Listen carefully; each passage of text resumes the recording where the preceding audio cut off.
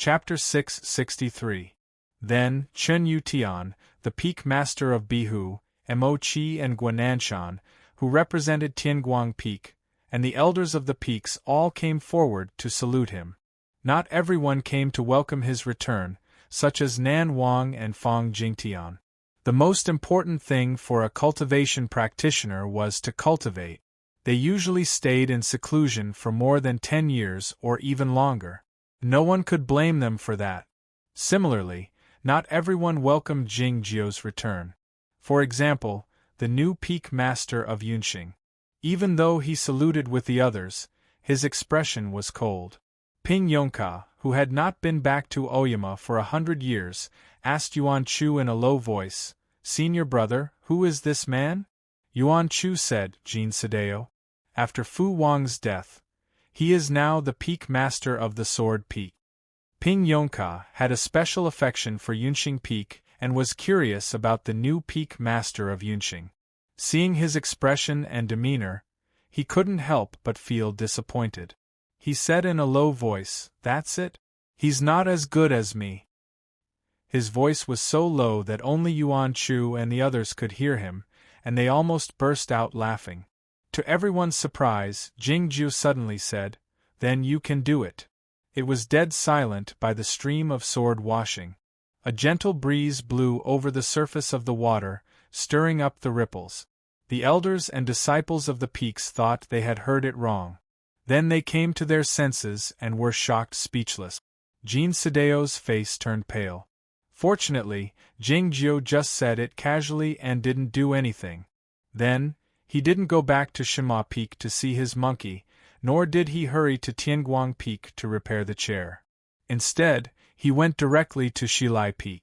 Seeing the figure heading toward Shilai Peak, people became even more panicked, wondering if the two sides were going to start a war as soon as the immortal sect master came back.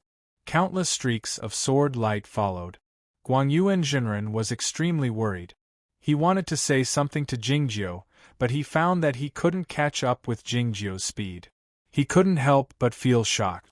There was a slight buzzing sound. Jingjiu landed on the square in front of Shilai Peak. A cool breeze spread out from the white robe and blew in all directions, blowing all the dust that had accumulated in the cracks of the green stone slabs. Like a wave of air, it swept into the distance. The green pines around the square swayed like waves, and couldn't calm down for a long time. Fang Jingtian walked out of the dark and gloomy hall slowly. His two extremely long silver eyebrows were swayed by the gentle breeze. He didn't secluded cultivation, and didn't pretend to do so. "It's been a long time," said Jingjiu while looking at him. Yes, it had been a long time. 150 years ago, he returned to Green Mountain and climbed Shima Peak with Zhao Lei.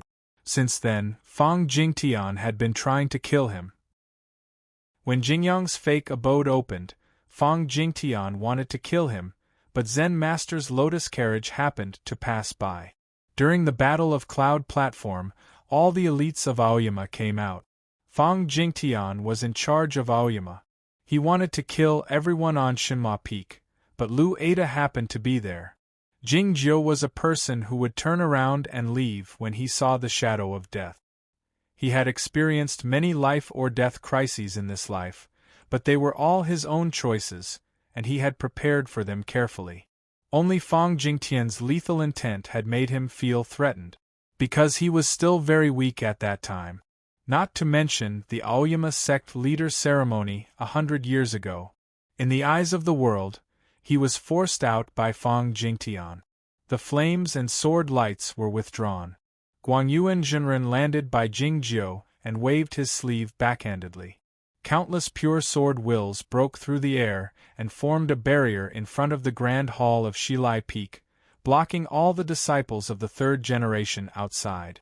Only the peak masters, the elders of the second generation and those talented disciples who had broken through the sea state, such as Zhuoruzhui, were allowed to enter the hall. Senior Master tried to persuade him. "Please calm down, Senior Master. The decision to appoint a new sect master wasn't because Big Brother was greedy for power. It was because you were in a deep sleep in Zhaoga City, and the 9 peaks had no master. The elder Emochi also came over. He didn't have time to calm down and tried to persuade Jingjiu. Master. Master. Master. Soon after, Chen Yutian and more elders came to the front of Shilai Peak.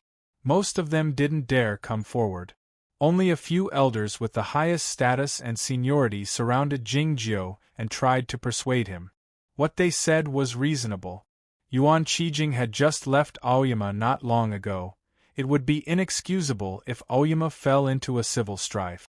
More importantly, the momentum of Aoyama was at its peak. If Aoyama suffered a setback, Zhongzhou School would have a chance to catch its breath.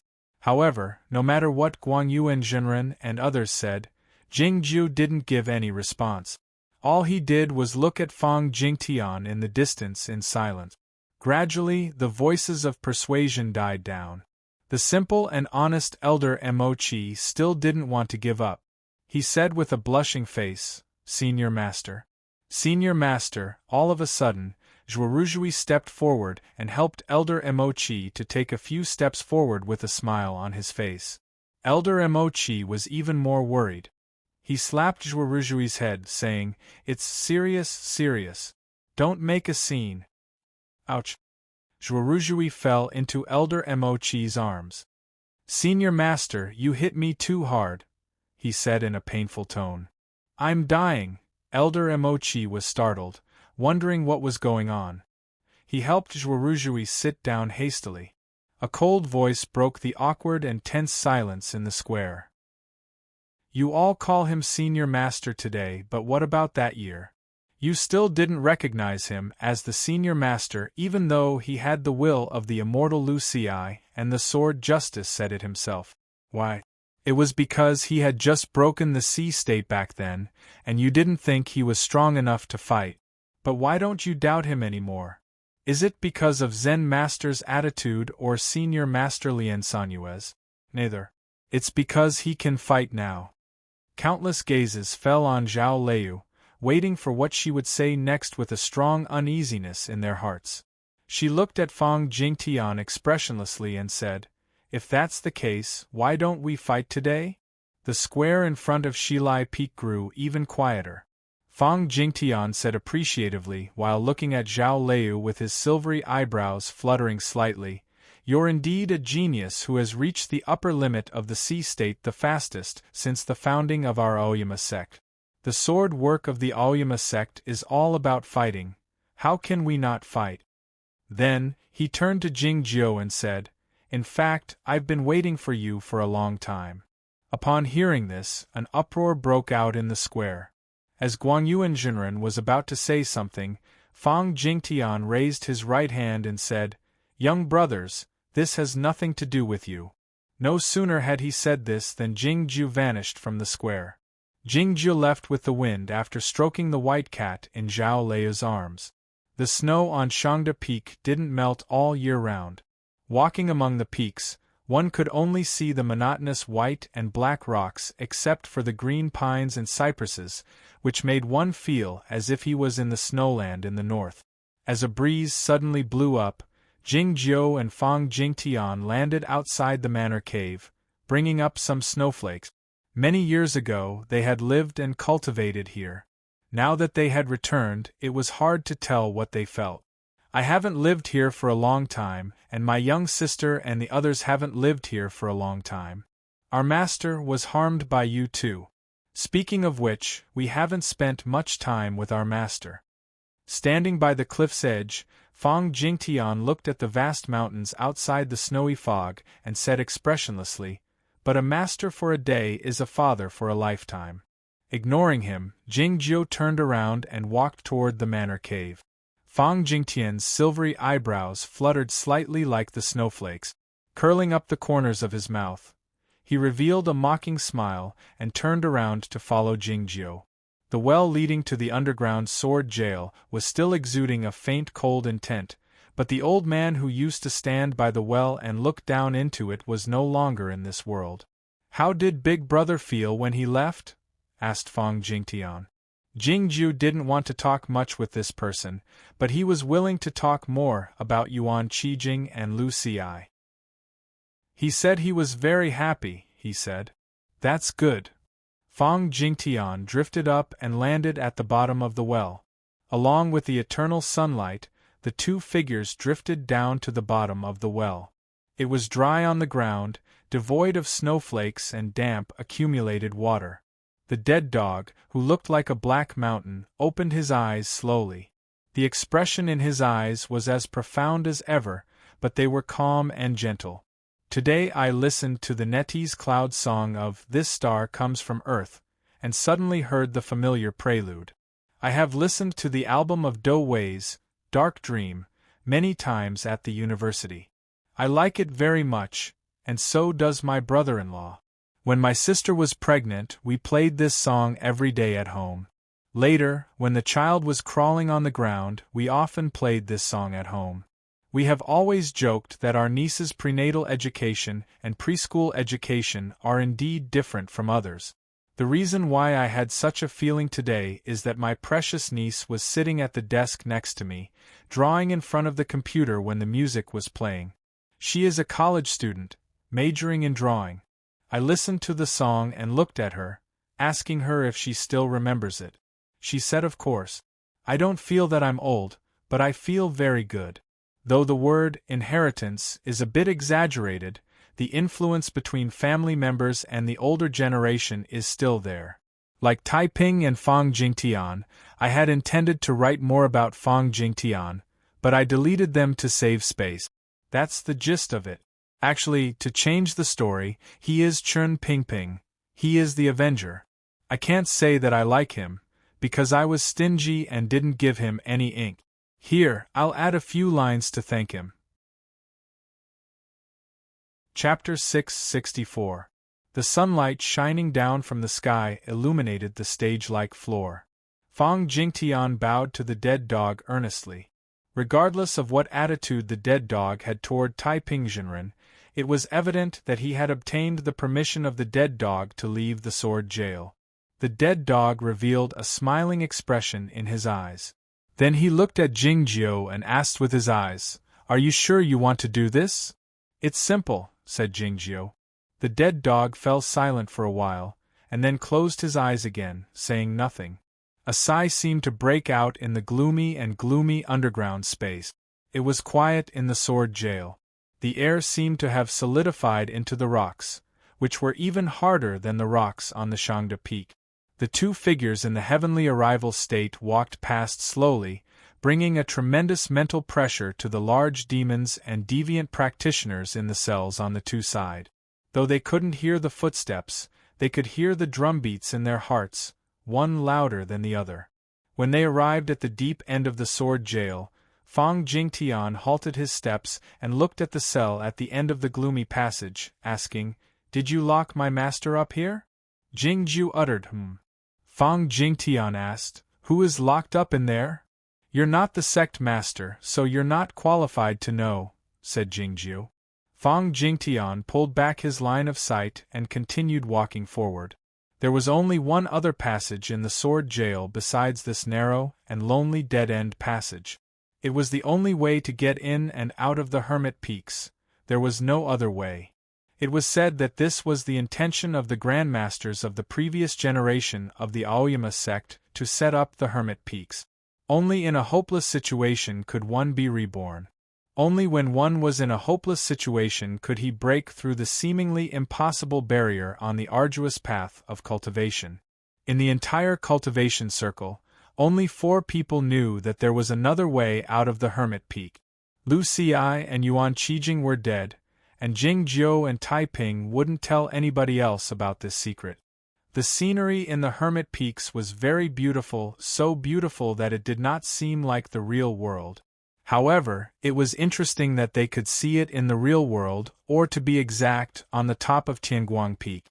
Fong Jingtian had lived in the Hermit Peaks for many years, and it was also here that he had successfully broken the deadly barrier that Yuan Qijing had set for himself and reached the heavenly arrival realm in the wild flowers. Those beautiful green mountains swept past at high speed, and in front of him was the mountain he was most familiar with. The mountain was still full of blooming wildflowers. Fong Jingtian landed on the mountain and walked into the depths of the wildflowers. He bent down and picked up a bamboo flute. The bamboo flute left the ground, and the wildflowers gradually withered, turning into fragments that mixed with the black soil and disappeared. He turned to look at Jingjiu and said, "Speaking of which, when I didn't know your identity, I once thought of taking you as my disciple." The mountain breeze blew through the holes of the bamboo flute, producing a pleasant sound. It was about 150 years ago, when Jingjiu returned to Aoyama and participated in the inherited sword competition by the stream of sword washing. "Hurry up," said Jingjiu. The upcoming fight would affect the inheritance of the Aoyama sect for hundreds of years, or even more years, and the whole of Chaotian. Before the fight, he could reminisce about the past, feel sentimental, exclaim, and talk a lot. But it was unnecessary. He finally had a chance to express his emotions that had been suppressed for hundreds of years, but they were interrupted in such a manner. Fang Jingtian was not upset, but sighed, "If you were really the senior master, why would my master teach someone as boring as you back then?" "I'm talented," said Jingjiu. After a moment of silence, Fang Jingtian asked, "How should we fight?" Jingjiu said, "The loser shouldn't come out." This was the rule of the Hermit Peaks of Aoyama to begin with. Those who entered the Hermit Peaks had only one way to get out: to break through the heavenly arrival state, or to be ignored by Jingjiu and Yuan Qijing like Tong Yen and the others. Of course, even if Fang Jingtian lost the fight and was imprisoned in the Hermit Peaks, he still had another way to get out, which was to ascend. Fang Jingtian remarked sentimentally, his silvery eyebrows ruffling slightly, "Your self-confident and annoying look is indeed similar to that of Senior Master." Jingjiu said, "Even your master doesn't doubt my identity anymore, but you still don't believe me. Why didn't I notice that you were such a stubborn child when you were little?" Fang Jingtian said, "It's because I was still a child in your eyes at the time, so I had to be stubborn when I saw many things from the sidelines." Jingjiu said, "Since you're still a child, how could you tell the truth from the falsehood and know what the truth is?" Fang Jingtian said, "I only know that apart from little sister, you and my two big brothers are the ones my master loves the most. But what have you done?" Jingjiu said, "We did what we should do. No, we did what we wanted to do." Fang Jingtian said while staring into his eyes, "I want you to die." No sooner had he finished speaking than a dozen white marks suddenly appeared in the blue sky of the Hermit Peaks. Those sword marks combined to form a plum blossom. It was either a plum blossom or a plum blossom, bare and without a bud.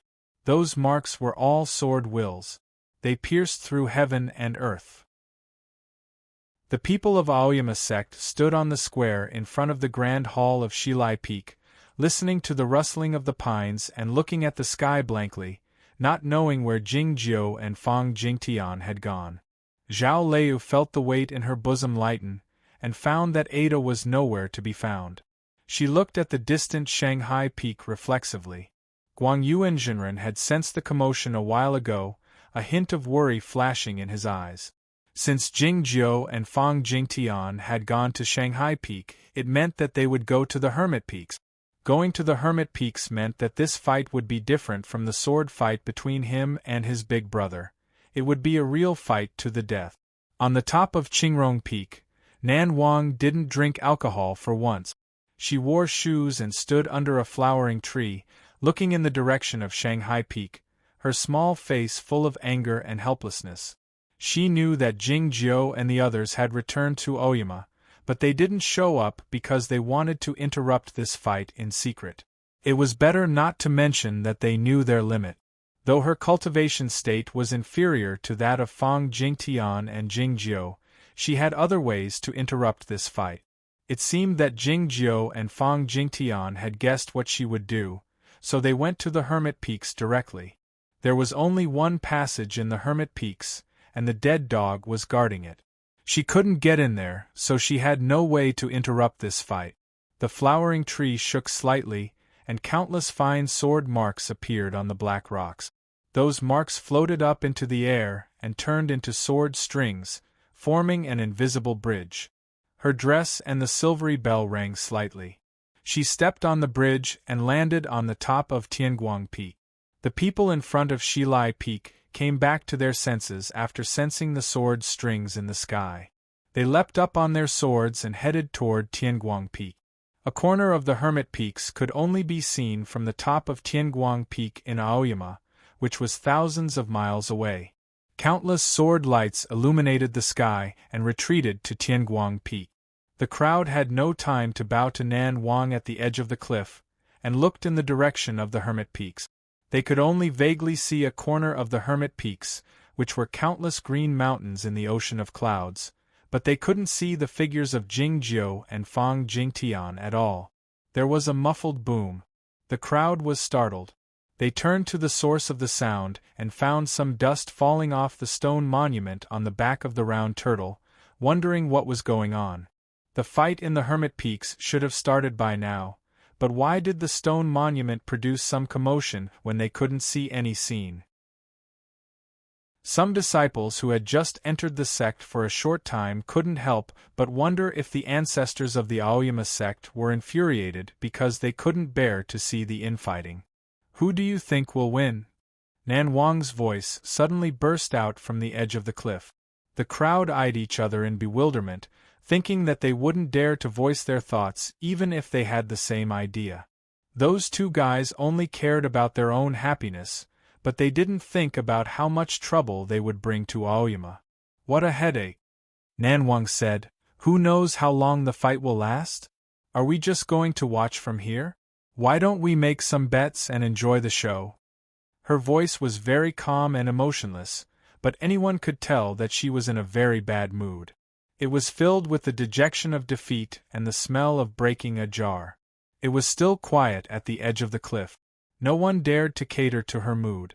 A moment later, Zhao Lei walked to the side of Nan Wang, called out the thoughtless sword, and put it on the ground.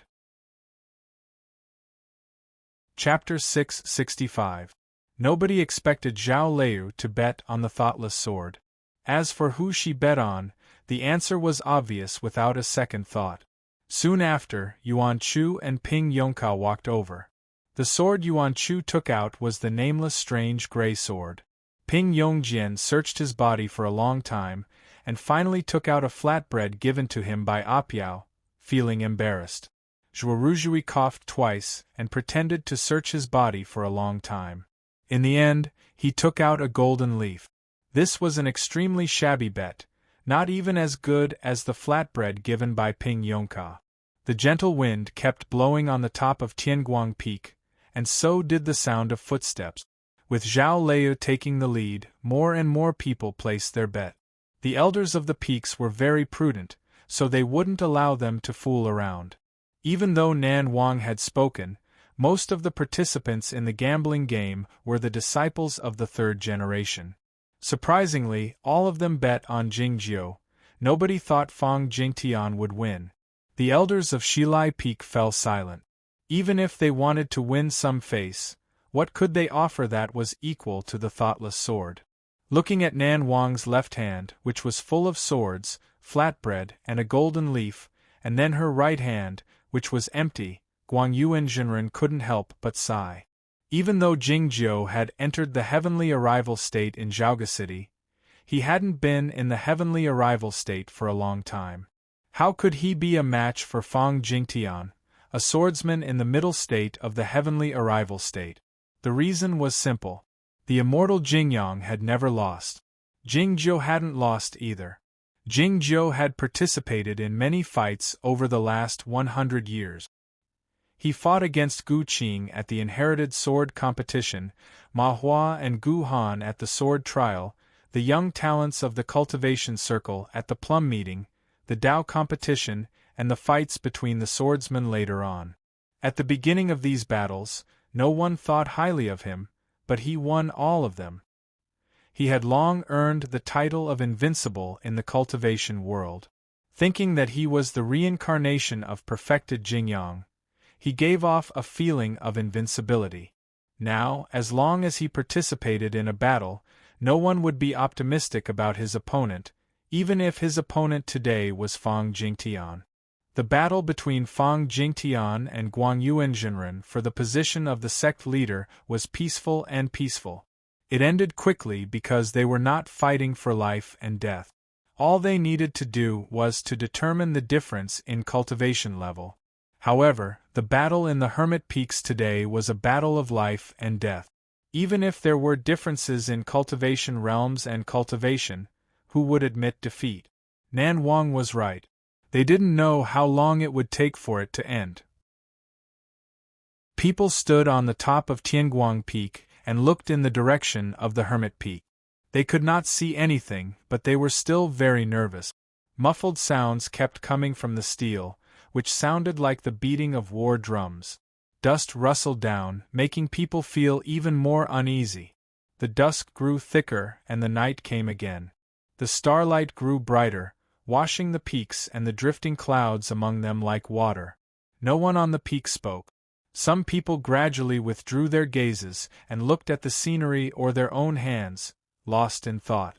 Zhao Lei looked up at the starlight in the sky.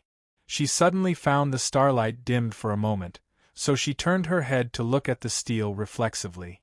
The round turtle had opened its eyes. A piece of starlight was hanging from the corner of its mouth, and it was swallowing it slowly. When it finished swallowing the starlight, it slowly turned its head to look in the direction of the Hermit Peaks. A hint of annoyance and pain appeared in its old and calm eyes. Perhaps it was because it felt sorry for those two guys who had ruined the family property of Aoyama too much. The starry sky in the Hermit Peaks was even more beautiful. The stars did not twinkle, as if they were eternally hanging in the night in silence. Countless traces appeared in the night sky, some winding, some straight and some deep, but there was no sign of breaking. What was brighter were the sword lights, which kept shuttling, colliding, and dodging in front of the black curtain. Sometimes they burst into dazzling sparks, and sometimes they brushed past each other, like two ignorant and ruthless shooting stars that only wanted to destroy each other. This scene was extremely magical and dazzling. There was no chance to see it in the real world, so naturally it couldn't be painted by a painter. Ada blinked his eyes. Those wonderful and magical sword lights and traces were all shattered by his blinking, and then they reappeared in his monstrous cat's eyes. He had no interest in appreciating such a beautiful scene. He was just a cold and ruthless spectator. The sword lights that bloomed like plum branches were still so fierce, not weaker than his claw with all his strength. The straight, boring, dull, fast, and ineffectual sword light was just flying around in such a boring manner. No one knew why he dared to fight with Fang Jingtian. Ada thought of these things, and a huge flame suddenly bloomed in his eyes.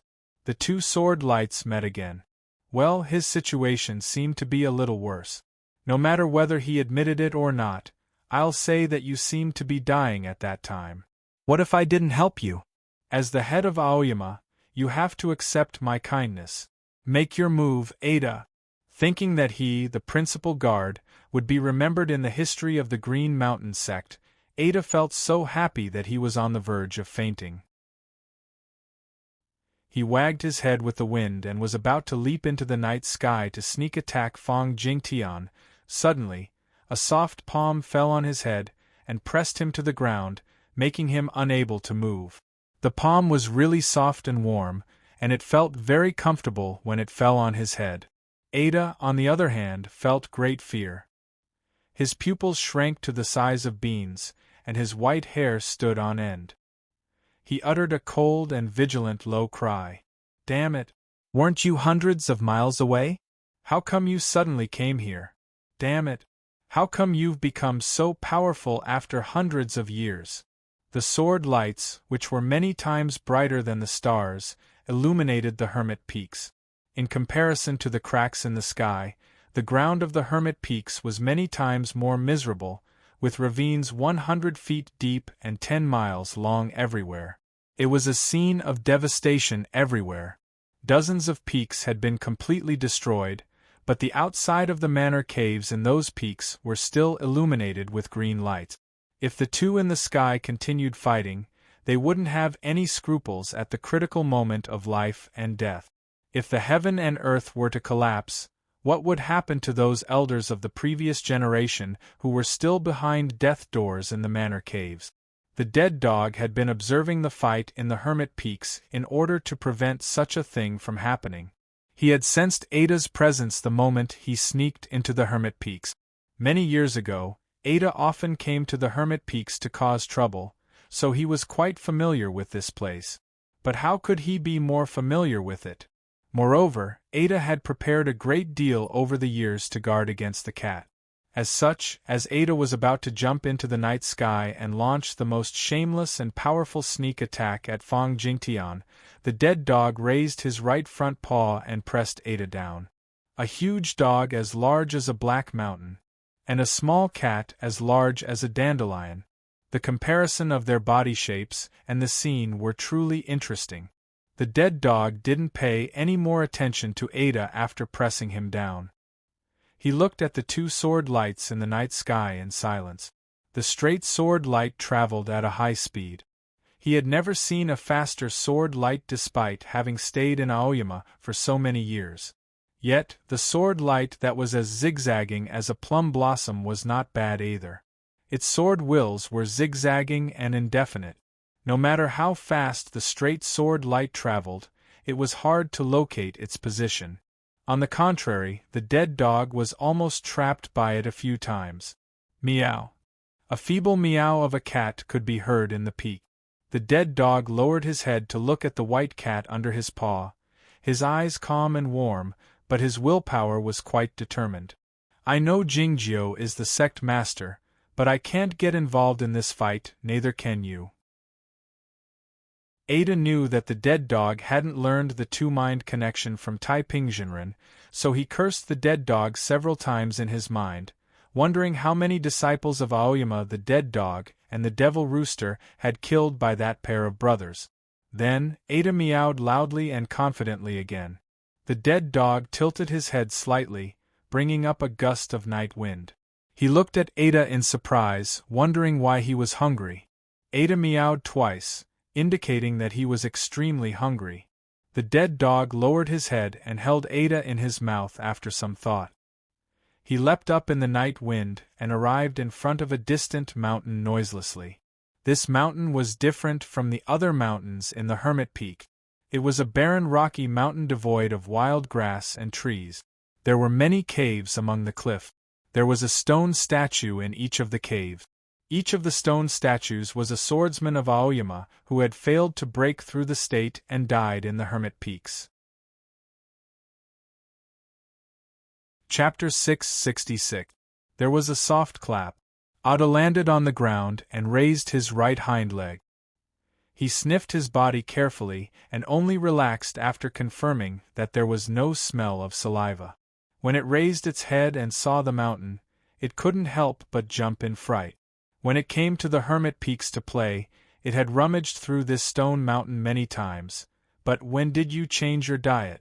The corpses of the Aoyama elites did not contain any heaven and earth yuan qi, but their blood, flesh, tendons, and bones still contained sword will, which was a great supplement. However, this was against the rules of the Aoyama sect. He shot a gloomy glance at the dead dog, wondering how he could act so recklessly after Yuan Qijing was dead. It was true that the dead dog didn't know the two-mind connection, so he didn't know what this cat was thinking about. He walked to the side of the rocky mountain and dug a deep pit with his front paw. The corpse of a monster from the Snow Kingdom was buried in the pit. Just by looking at its appearance, one could tell that its rank was extremely high. Ada walked to the edge of the pit and took a look. He meowed in disgust. The expression in the dead dog's eyes changed slightly, as he thought that this was a treasure he had kept for himself. Why did he dislike it? After thinking for a moment, he walked to another area and dug out another corpse. This was the corpse of a swordsman of the underworld. His soul fire had all turned into broken crystals. He didn't know what it tasted like, but he was certain that it would be extremely helpful to his cultivation. The eyes in which Ada looked at the dead dog were full of sympathy and pity. I have a good life at Shinma Peak, I can drink spicy food, and I can even step on. Tsk, you're still eating these things when you're living like this? The dead dog shot a puzzled glance at him. Ada meowed, indicating that he was suddenly not hungry anymore. The dead dog didn't think too much about it. He lowered his head and ate half of the corpse of the swordsman of the underworld, and then buried it carefully. He didn't forget to bury the corpse of the monster of the Snowy Kingdom, as well. It was dawn. Then it went dark. It was dawn. Then it was dark again. The sword light stopped. The pit was dug out. Then it was filled up. He dug it again. It was filled up again. There was no food left. Dust continued to fall from the stone monument on Tianguang Peak, but the intervals between each fall were getting longer and longer. Some of the Aoyama disciples left and returned to bring fruits to their masters. The immortals of Aoyama were not afraid of hunger, but they were afraid of boredom. Lying in the mouth of the dead dog, Ada looked at the distant sky through his teeth that were as big as stone pillars, wondering why the dead dog didn't let him out now that the victor had been decided. His white robe fluttered lightly, much more vivid than the clouds in the sky. Jingzhou landed on the mountain, lowered his body, and stuck the bamboo flute back into the soil. Thin green branches drilled out from the holes of the bamboo flute, swaying in the wind as they grew. Soon they spread out, and then small white flowers bloomed in twos and threes, followed by a sea of flowers that covered the entire mountain. Fang Jingtian lay in the sea of flowers, panting heavily. He no longer had the sage-like demeanor. He looked like a seriously ill old man. Among the mighty ones of the Aoyama sect, Guangyuan Jinren was known for being quiet and low-key. However, he was the one who looked the least like an immortal. Since many years ago, he had been like a regular rich man. No matter how his too thin and long silvery eyebrows fluttered, they couldn't wash away the tackiness on him. The tackiness was not the usual tackiness. It was the homely and lively feeling related to the human world. From this point of view, Taiping Jinren had so many disciples, but Jingzhou was the one who looked the most like an immortal. In comparison to Guangyuan, Nanwang and the other disciples who joined the sect later, Jingzhou had stayed at Shanghai Peak longer, so he had a deep impression of his master. It was for these reasons that he was more loyal to Taiping Jinren than to the others, and he hated Jingzhou and the others even more. F*ck your ancestors, said Fang Jingtian while looking at Jingzhou. Jingzhou said, though the sword pill is broken, it doesn't mean that it can't be cultivated again. I've seen someone cultivate again with a broken golden pill in the snowland. It should be the same method. Do you want to learn it? F*ck your great-grandmother, said Fang Jingtian. As if he hadn't heard Jingzhou, Jingzhou continued calmly, of course there's something wrong with your sword ghost.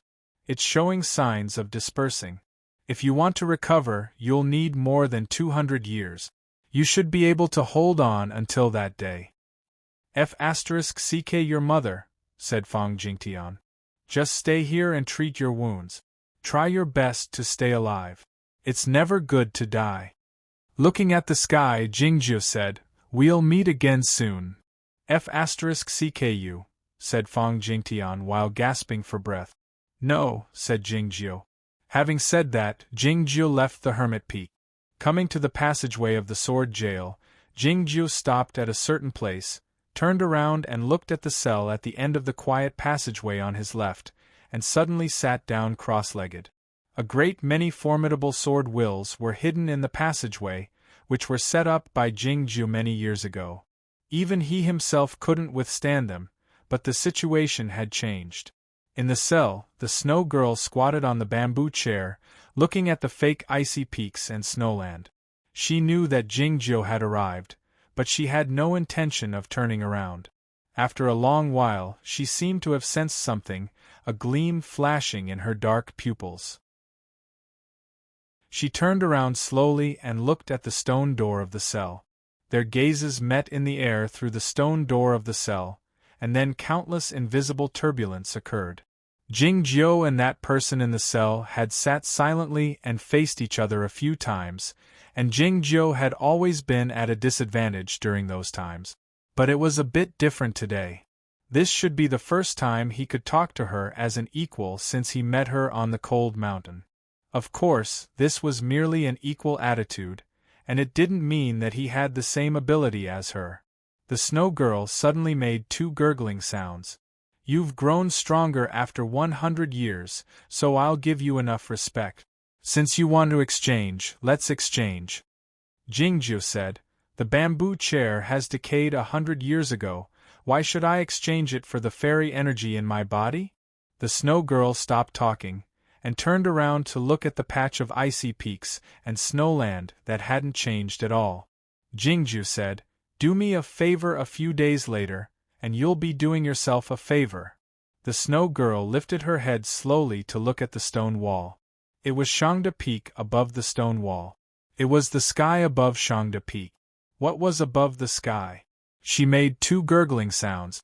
Jingjiu came out of the well with the help of the sunlight. He leapt up in the wind and snow and left the peak. The top of Tianguang Peak was filled with people. Countless gazes were fixed on Jingjiu. He came out of the hermit peaks alone, so the outcome was clear. The elders and disciples of Shilai Peak had pale faces, and those who supported Fang Jingtian on the other peaks had a terrible look on their faces. Guang Yuanjinren had mixed feelings, but before he could ask, Nan Wang beat him to it. You didn't really kill him, did you? She asked while staring at Jingjiu. Guang Yuanjinren hastily said to Nan Wang, since heaven and earth couldn't sense him, Big Brother's life is not in danger. Nan Wang said, when he broke through the heavenly arrival state in the hermit peaks, heaven and earth couldn't sense him. How can you be so sure? Jingjiu was annoyed, so he said, he's not dead. Fang Jingtian's injuries were so severe that he was only 1 step away from death, and he wouldn't be able to recover without several hundred years. Besides, he wouldn't be able to leave the hermit peaks except for ascension, which was not much different from death. Hearing this, Nan Wang didn't say anything. We pay our respects to the immortal sect master. Everyone on Tianguang Peak knelt down, including the elders and disciples of Shilai Peak. Jingjiu said something to Zhao Leu, then leaped up into the air and flew toward Shenma Peak. Yuan Chu was shocked when he heard what Jingjiu said, wondering if he really had to deal with it in this way. No matter how shocked he was, he had to deal with it, since he was Zhao Leu's disciple. As the saying goes, when the teacher is in trouble, the disciple will take care of it. Yuan Chu walked up to Jin Sadeo, the Yunqing Peak master, and said seriously, Big Brother, get ready. Jin Sadeo was feeling uneasy because Fang Jingtian had been defeated by the immortal sect leader. What? He asked with a frown. The immortal sect leader said by the stream of sword washing the other day that younger brother Ping Yongkao would take over the Yunqing Peak master. Yuan Chu cleared his throat and said, according to the rules of the sect, you need to do a handover. Hearing this, there was an uproar, and Jin Sadeo's face looked unsightly. A boom came from the distant Shenma Peak. Jingjiu returned to the lonely peak. The sword formation that isolated the outside world suddenly disappeared, and countless sword wills combined with the chi of heaven and earth, turning into misty arrows that seemed to be real, shooting out in all directions. At the moment, Shenma Peak seemed to be setting off countless fireworks, showing off its greatness to the whole world. Chapter 667. Yesterday, before Fang Jingtian fell down, he said a few words, but they all disappeared after I sent them out. Then, in the main text, it became Jingjiu talking to himself. I couldn't do anything about it. After I sent it out, Haiteng reminded me that it might become an asterisk. So I added a dot in the middle, but it disappeared completely. Well, now you should have figured it out. What a pity that his words were not pleasant to hear, but it was a good picture. Hearing what Yuan Chu said, Jin Sadeo looked terrible, and so did the elders and disciples who supported Fang Jingtian. But Ping Yongkao looked the worst. Of course, He remembered what his master had said at the stream of sword washing. The problem was that he had never taken those words seriously. The peak master of sword must be an important figure in the Aoyama sect. How could he be qualified to be the peak master? Not to mention his seniority in the 9 peaks of Aoyama, he was just the last disciple of the Shinma peak. If he suddenly became the peak master, what would senior master Ant think? What would big brother Gu Qing think? What would Yuan Chu think? Big brother Zhuoruzhui would be furious, and what if Apiao lost her temper? He was nervous and at a loss. He didn't know what to say. He wanted to refuse, but he didn't dare. If it were you, I would accept it, Jin Sadeo said while looking at Zhao Lei, but why should I give him the position of the peak master? Just because he is the last disciple of the immortal sect master? When big brother Lu Ci was here, he didn't do anything to Zhuoruzhui, no matter how much he doted on him. Zhuoruzhui didn't wait for him to finish. He said with drooping eyelids, "Don't talk about me. Otherwise, I will ask senior master for advice." Jin Sadeo snorted coldly, but didn't say anything else. Though his seniority was not low, and his cultivation in the middle state of the Broken Sea was high, he was still no match for Zhuoruzhui. Anyway, why should he? He looked at Zhao Lei and continued, "I won't accept it." To say nothing of Jin Sadeo and those elders and disciples who supported him, even Mo Qi, Mei Li, Qi Yan and the others felt it was inappropriate, not to mention Jin Sadeo and those elders and disciples who supported him. The main reason was that Ping Yonka had only stayed in Aoyama for a short period of time. Although he had 2 stunning performances 100 years ago, he was still not qualified enough to be a peak master.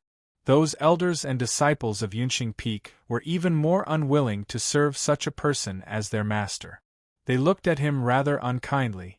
Under those gazes, Ping Yonka was a little nervous. He looked pitifully at Zhao Lei, but he didn't receive any support. He couldn't help but feel extremely regretful. He thought to himself, why did his surname have to be Ping? In the end, everyone had to ask themselves why. Then, why don't we have a fight? He looked at Jin Sadeo and asked. Hearing this, Jin Sadeo couldn't help but be stunned, wondering if all the young people of Shinma Peak were so arrogant. Even if I'm not a match for Zhao Lei and Zhuoruzhui, it's still a piece of cake for me to deal with you. Are you sure? Yes. There was an uproar in the crowd. Even though he had received confirmation, Jin Sadeo still didn't believe this matter could be settled so easily. He looked at Zhao Lei. Zhao Lei said, I'm the master of Shinma Peak.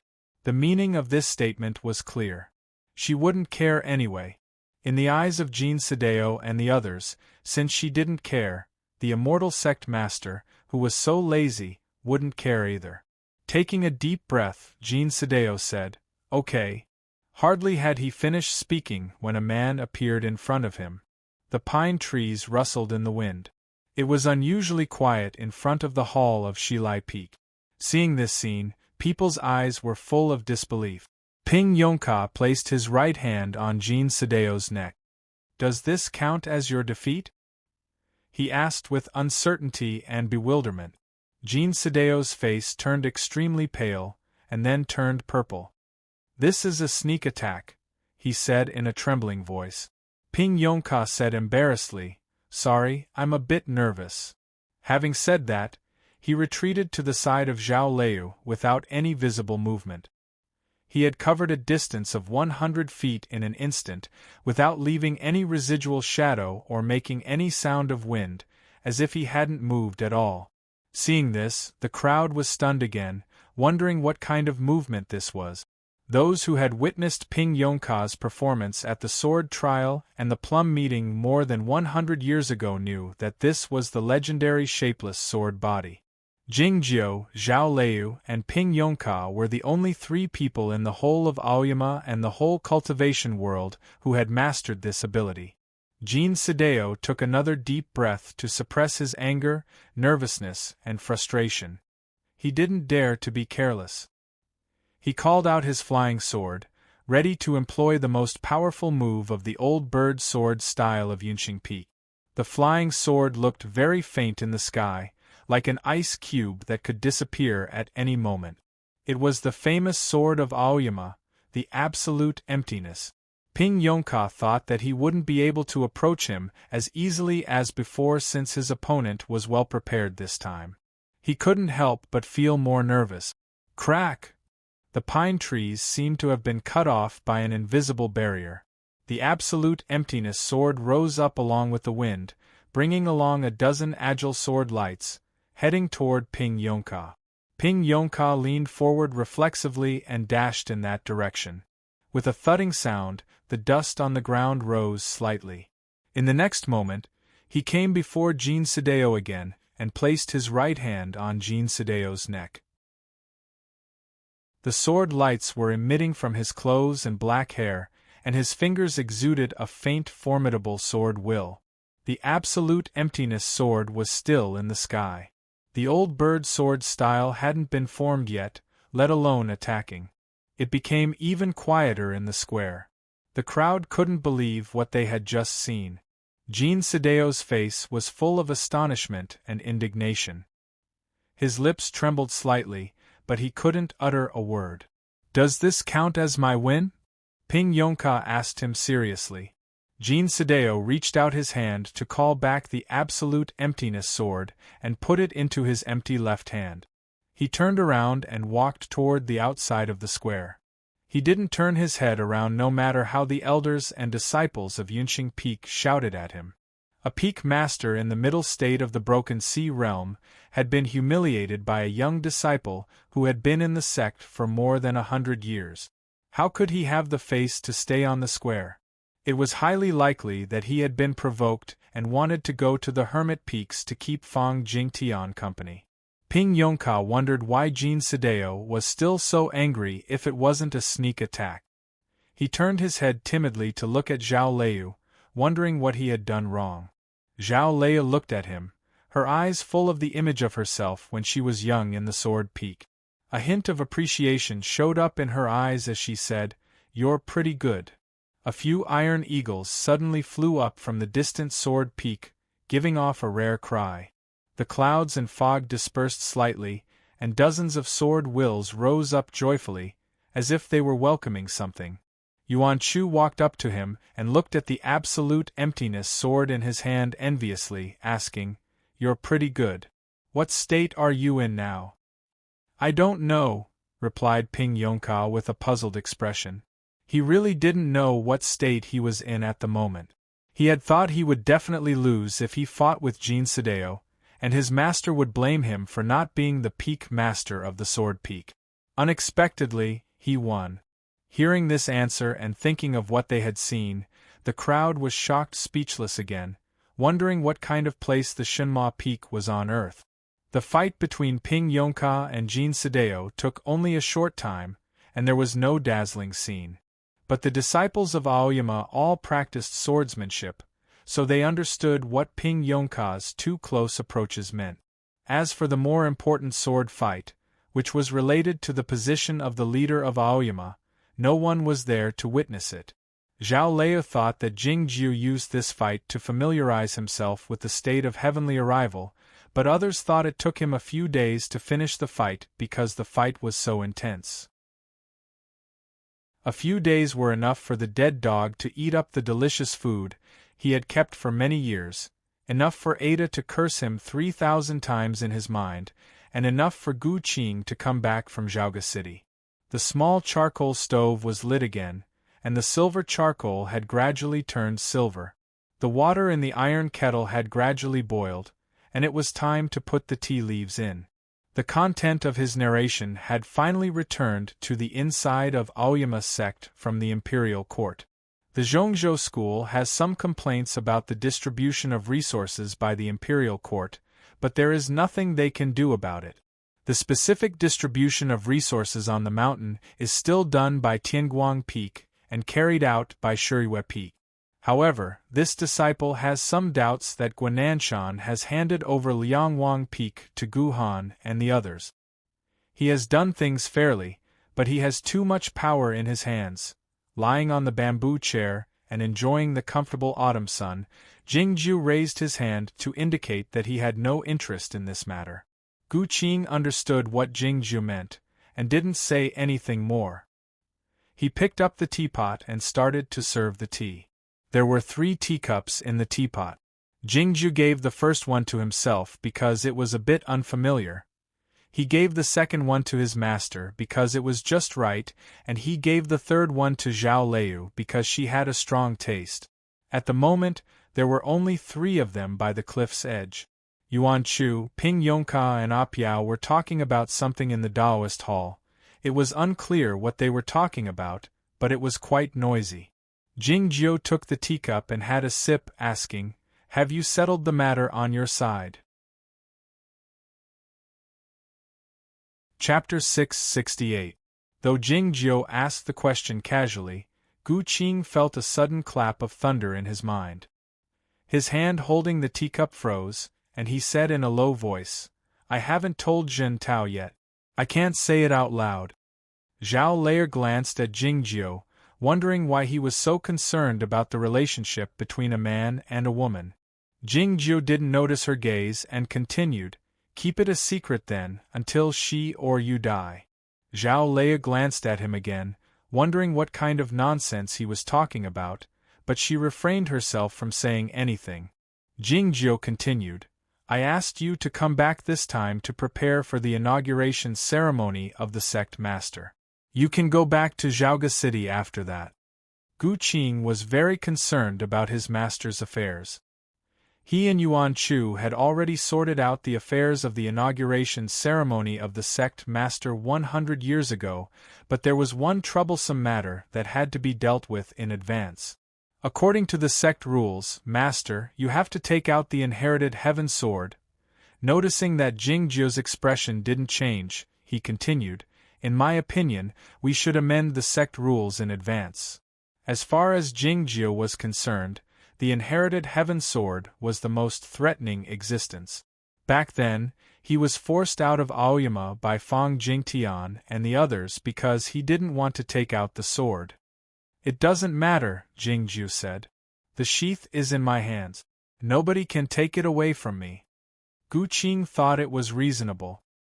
His master was a figure in the heavenly arrival state, and Fang Jingtian was no match for him. Besides, he had the sword formation of Aoyama. Who in the world could take the inherited heaven sword away from him? Now that he had to do something, he had to do it as soon as possible. Jingjiu drank all the tea in the teacup and went to the Taoist hall to discuss with Yuan Chu. Soon, Ping Yongka walked out from the Taoist hall. Judging from the way he kept turning his head around, it seemed that he was driven out. "Master." He walked to the bamboo chair and touched his head, looking nervous. Finally, he plucked up his courage and said, "Are you really going to let me go to the Sword Peak?" Jingjiu did not speak. Zhao Lei said, "He didn't go to Tianguang Peak even after he became the sect leader." Ping Yongka understood and couldn't help but be overjoyed.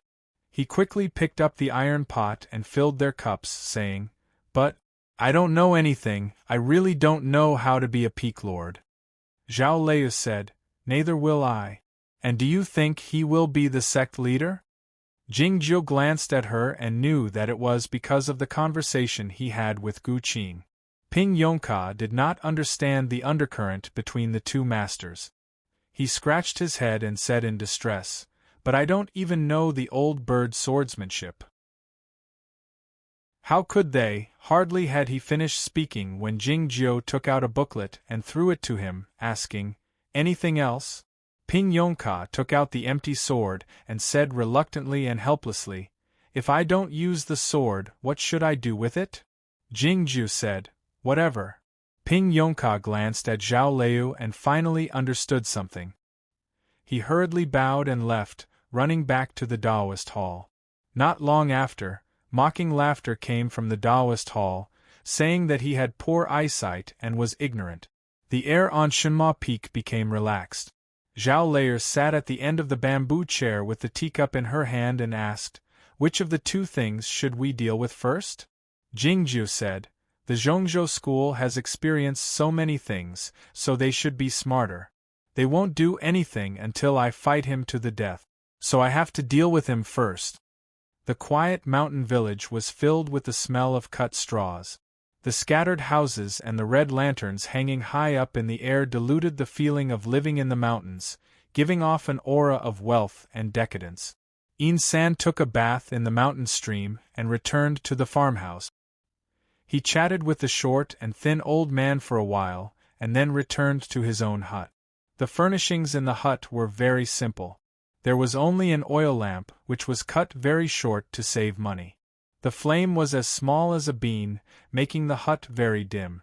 The great grandmaster of the mysterious dark sect sat on the bed with the flame in his eyes, as small as a bean. Immortal, even if he wants to experience the world of mortals and understand the true meaning, why does he have to live such a hard life? I've been listening to the scriptures in the Guoqing temple for many years, but I'm not interested in experiencing the world of mortals. We are indeed similar in this respect. San draped the wet towel over the back of the chair and said with a smile, I just want to know how he has lived his life in this life. The great grandmaster of the mysterious dark sect stroked his sparse hair and said with a rare hint of mockery, It's said that he has learned everything in only 9 days. Don't you think you've stayed here for too long? You mean my talent is not as good as his? San pushed over a bowl of water and served it as tea. I've done all these things before, whether it's chopping firewood or harvesting grain. It's just that I've been busy with cultivation, doing great things, and helping the common people that I've gradually forgotten them. Do you really think I want to learn these things? The great grandmaster of the mysterious dark sect picked up the water and took a sip. He smacked his lips and said, Then what are you doing here? Can you find out what's going on with him in this life by doing these things? San pointed between his eyebrows and said, When I was in the stream just now, I suddenly understood one thing. The great grandmaster of the mysterious dark sect put the bowl of water back on the shabby table and asked solemnly while staring at him, What is it? San said, He has lived in the imperial palace since he was a child. After he was brought back to Oyama by the great grandmaster, he has only been cultivating and has never done these things. Why does he want to do them? Other than adapting to his body, more importantly, he wants to walk on another path. Thinking of the rumors about Jingjiu in the last 100 years, the great grandmaster of the mysterious dark sect shook his head and said, I can't see any difference between him and the Jingyang of the past. This is what they call breaking down and building up. Even if nothing seems to have changed, it's still a whole new level, San said with a faint smile, or rather, a second river. What do you mean, immortal? The great grandmaster of the mysterious dark sect asked. He is drifting with the current in the second river, but I shouldn't follow him and forget my own river. San said with a smile. He cultivates his path, and I destroy my world. That's right. The great grandmaster of the mysterious dark sect suddenly sensed a bloody smell in the room. He sniffed and rubbed his nose a few times, saying, Since our paths are different, I'm afraid there will be some obstacles. Back then, Jing Yang led Yuan Qijing and Lu Xi to stab Tai Pingzhenren in the back. Why? No matter how lazy he was, no matter how indifferent he was to the mortal world, he had to wield his sword when facing the destruction of the world. The first time I went to the underworld was more than 700 years ago. San went on, I've prepared for it for so many years. I don't believe that he can predict everything. Even if he can't destroy the world. It's because this is my river. The great grandmaster of the mysterious dark sect was fully aware that they had many followers of Tai Pingzhenren in Zhaoga City, Aoyama sect and other major cultivation sects, even though they seemed to be homeless. However, even if all of them attacked at the same time, how could they destroy Chaotian? All of a sudden, a fluttering sound and a few gusts of night wind could be heard outside the room. The dark phoenix strode angrily into the room and said in a sharp voice, Fang Xiaoxi is such an idiot. He doesn't know how to endure humiliation. He has locked him up in the hermit peaks again. Insan got up and walked to the outside of the room. He looked at the distant peaks of Aoyama in the night sky, remaining silent for a long time. The short and thin old man had fallen asleep a long time ago, snoring blissfully and ignorantly. All of a sudden, a clamor could be heard somewhere in the village, along with a faint sound of cursing and crying. Insan didn't pay any attention to it. He remained silent while looking at the night sky. The dark phoenix flew to the top of the wall and looked at the distant ancestral hall. He knew what had happened, his long tail swaying a few times in a bored manner. The masters of the Lu clan caught a widow who had committed adultery with a tenant worker that night, and they were torturing her in the ancestral hall. It was believed that the adulterous couple would sink to the bottom of the pond when it was late at night. A righteous person enjoys abundant support, and an unjust person finds little support. I had thought back then whether I was a righteous person or a lost one. Insan suddenly said something that had nothing to do with Fang Jingtian and the ancestral hall of the Lu clan. Chapter 669. The dark phoenix spun his head around to look at Jingjiu, not understanding what he intended to say. In fact, from the point of view of the cultivation practitioners, there is nothing wrong with my idea. But why are there so few people who support me? Is it because they are afraid of the unknown? No, it's because they have too many unknowns.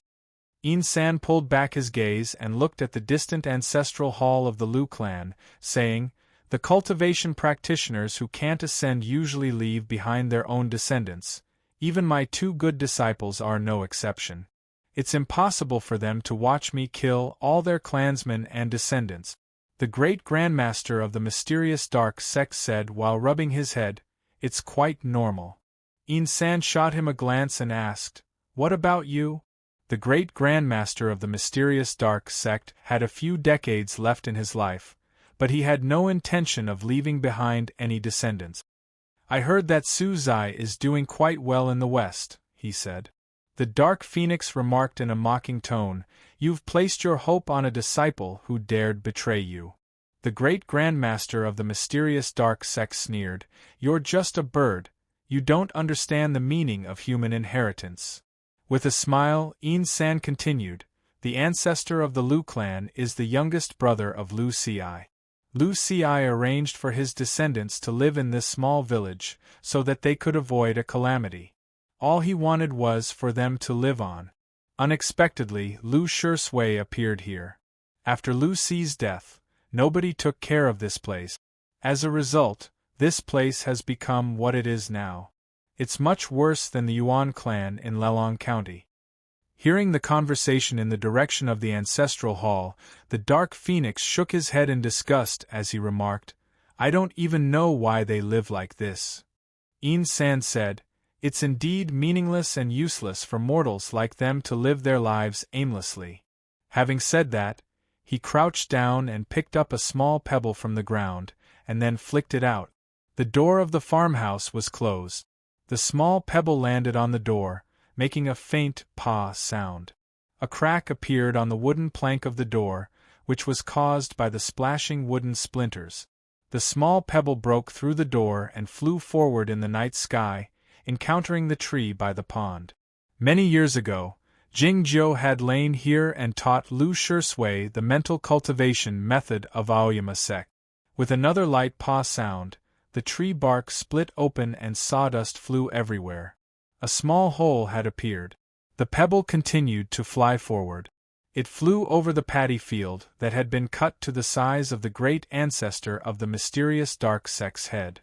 They flew over the forest that was as messy as the tail feathers of a dark phoenix.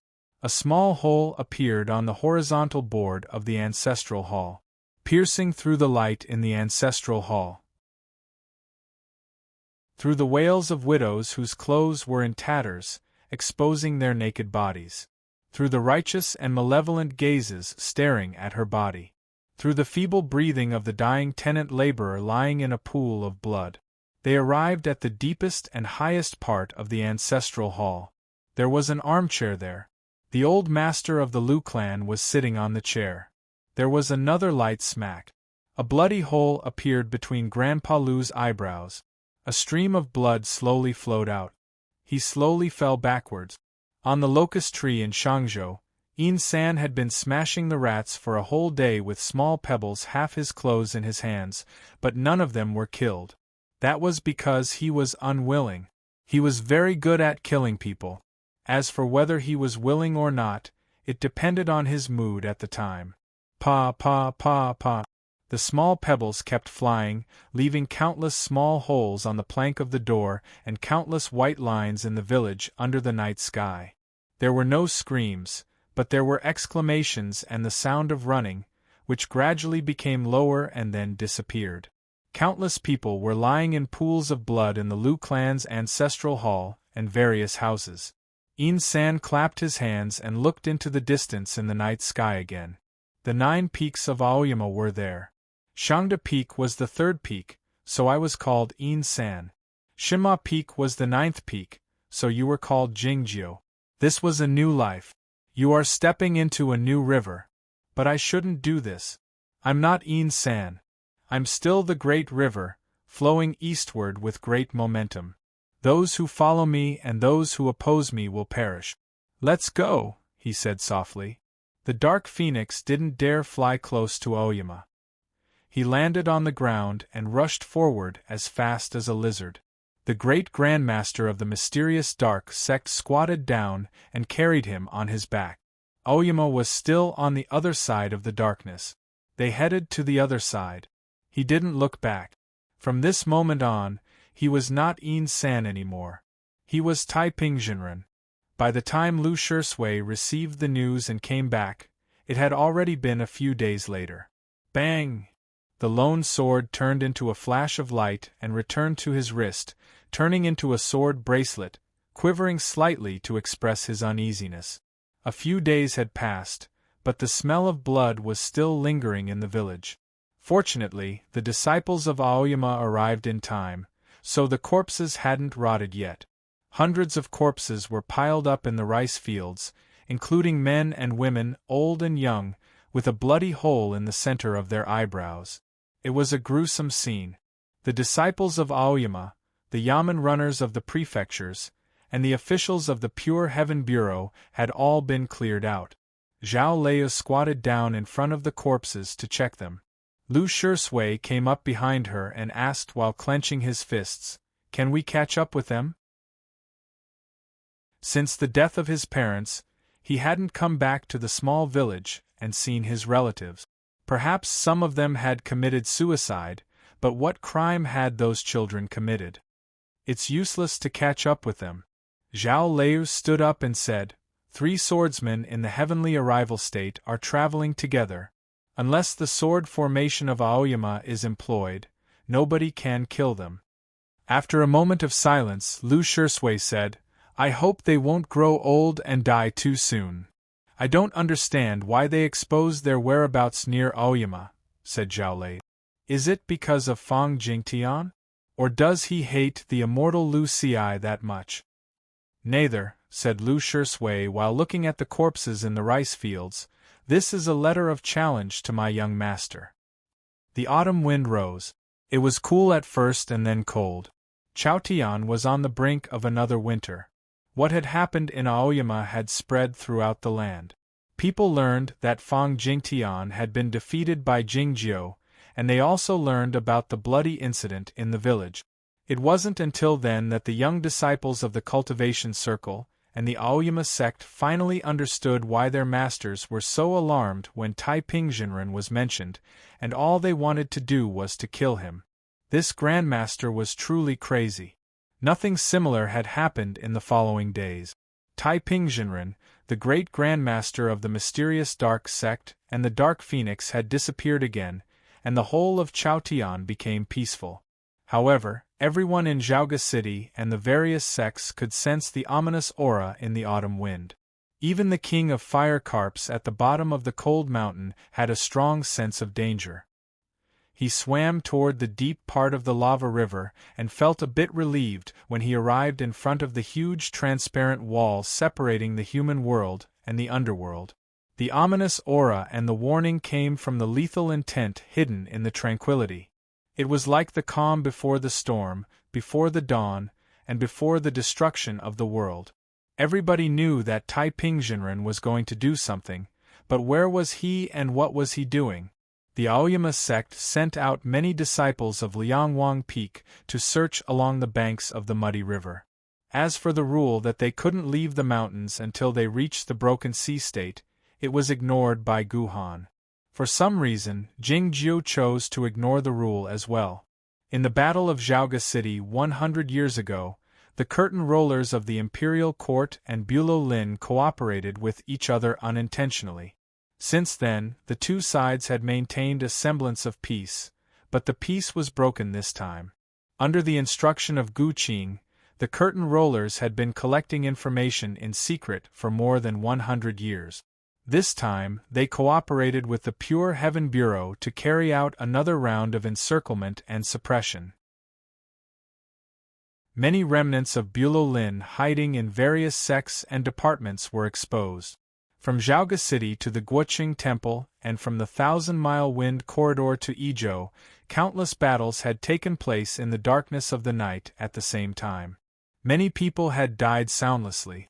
Yet, nobody could find Tai Pingzhenren, not even a trace of his whereabouts.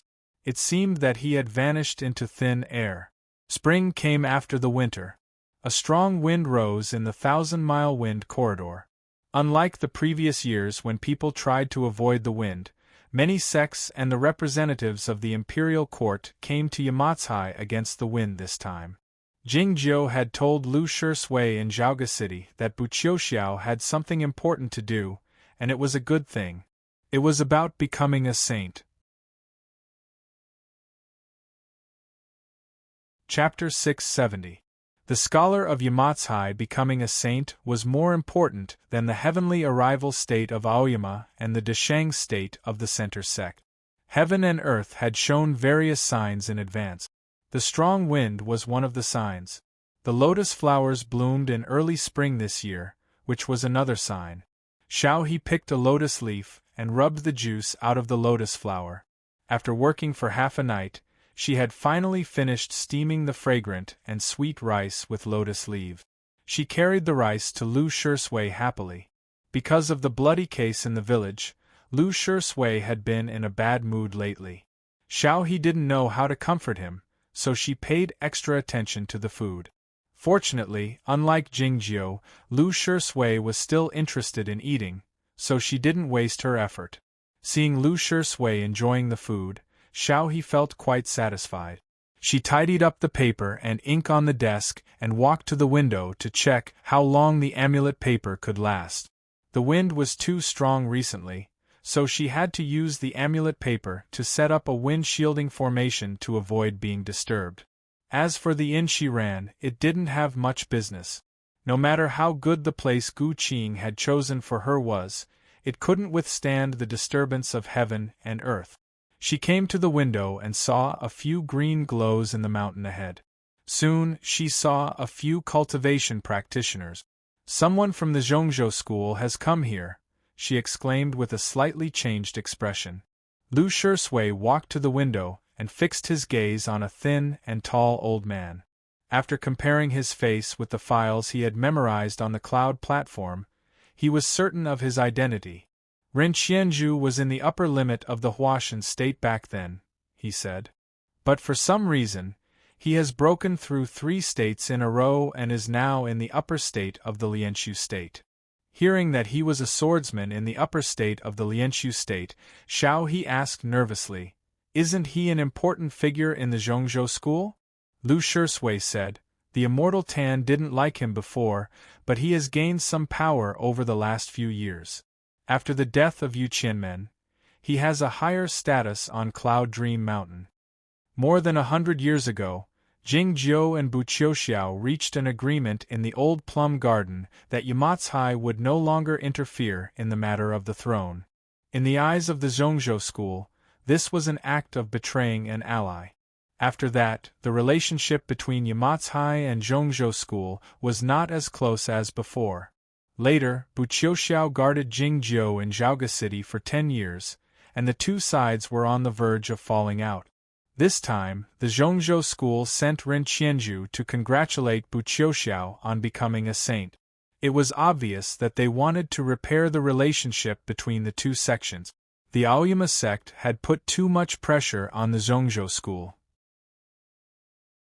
As a result, Jingjiu had defeated Fang Jingtian decisively after returning to Aoyama, which didn't cause too much internal strife in Aoyama. Thinking of this, Lu Shisui felt a bit relieved, saying, "No matter how hard the Zhongzhou School struggles, it's meaningless. They're no match for my young master." Xiao He thought that the immortals Tan and Bai were the most powerful figures in Chaotian. Well, she was used to Lu Shisui's blind trust or admiration for Jingjiu. She asked while blinking her eyes, "How about you and this Ren Qianzhu compared?" Lu Shisui said, "He is a senior elder of Zhongzhou School. I'm not as powerful as him, but I should be able to kill him with the help of the Lone Sword and the Guard City Pen." This was the entrance to the 1,000-mile wind corridor, but it was not heavily guarded. The sceneries of the mountains and rivers were quite beautiful, but the newly grown grass was flattened by the wind, looking a bit pitiful. It was thought that there would be many tourists here when the wind was not so strong. Ren Qianzhu waved his sleeve lightly to disperse the strong wind blowing in his face. Looking at the inn and the shops with their tightly closed doors, he was thinking of all this. They walked past the inn and along the river. It didn't take long for them to arrive by a lake. Countless waves were formed on the surface of the lake, stretching across the lake one after another. They looked quite formidable, and the sound of the waves was deafening. The willow trees by the lake were waving wildly in the wind, their leaves all falling off, and the bark of the willow branches was peeled off. The 1,000-mile wind corridor has a well-deserved reputation.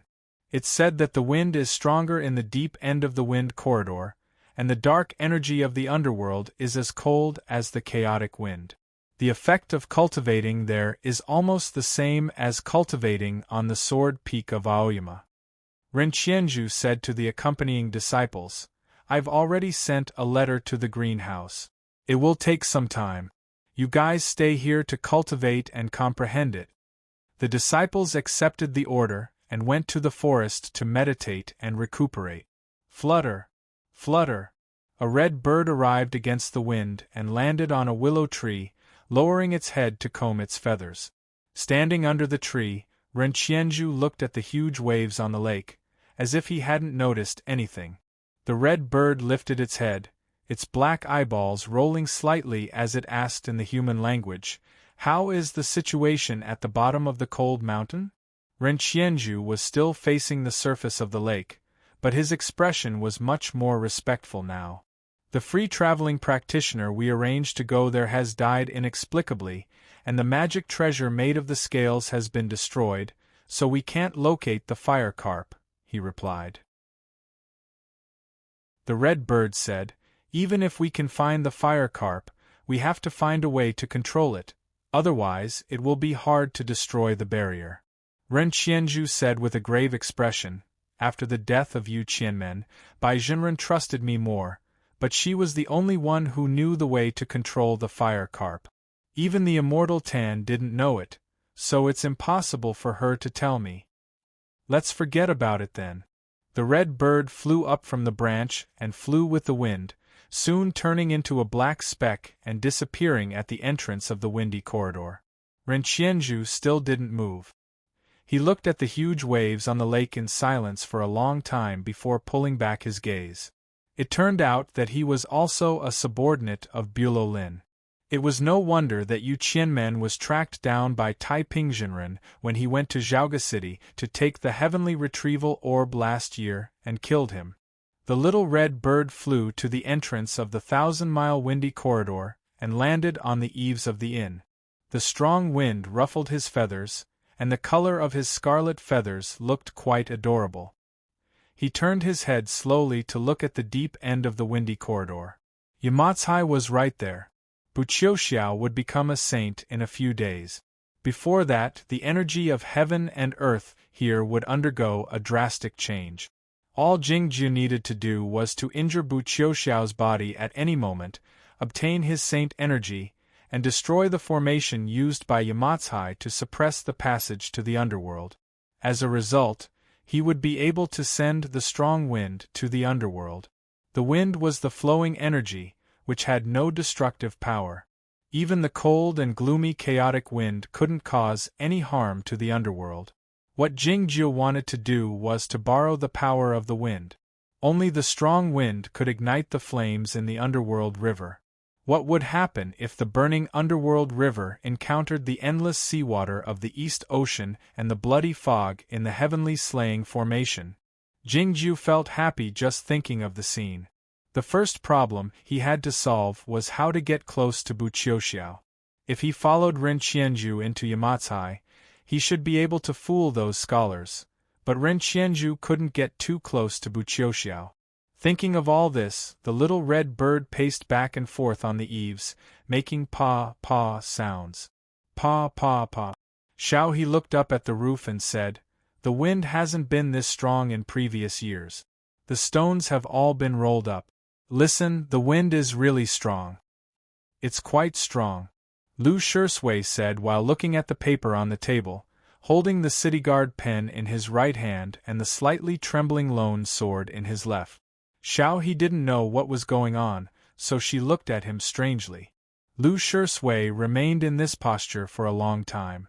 In the end, he chose to put down the pen and the sword in his hands. On the paper was an ancient prose poem he had copied, which said, "The righteousness enters the stars and the Han, and the scholars of the state are peerless." At this moment, he was thinking of another sentence. "I wish I could be alone." If he were alone, he would never put down the city guard pen and the lone sword.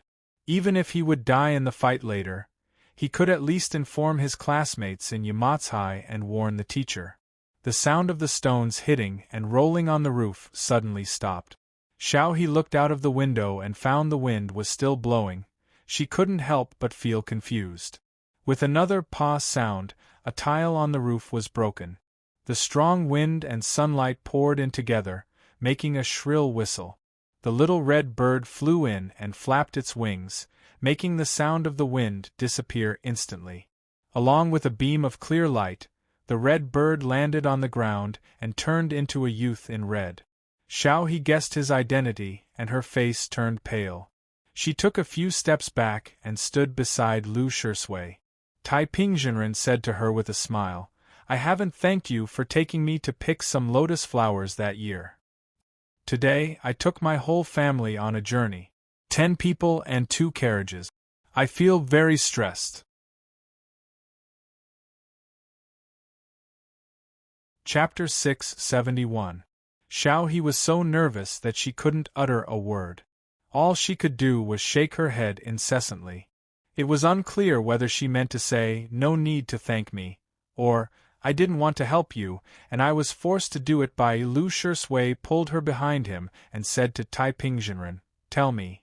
Taiping Jinren walked to the desk and pulled out a chair to sit down.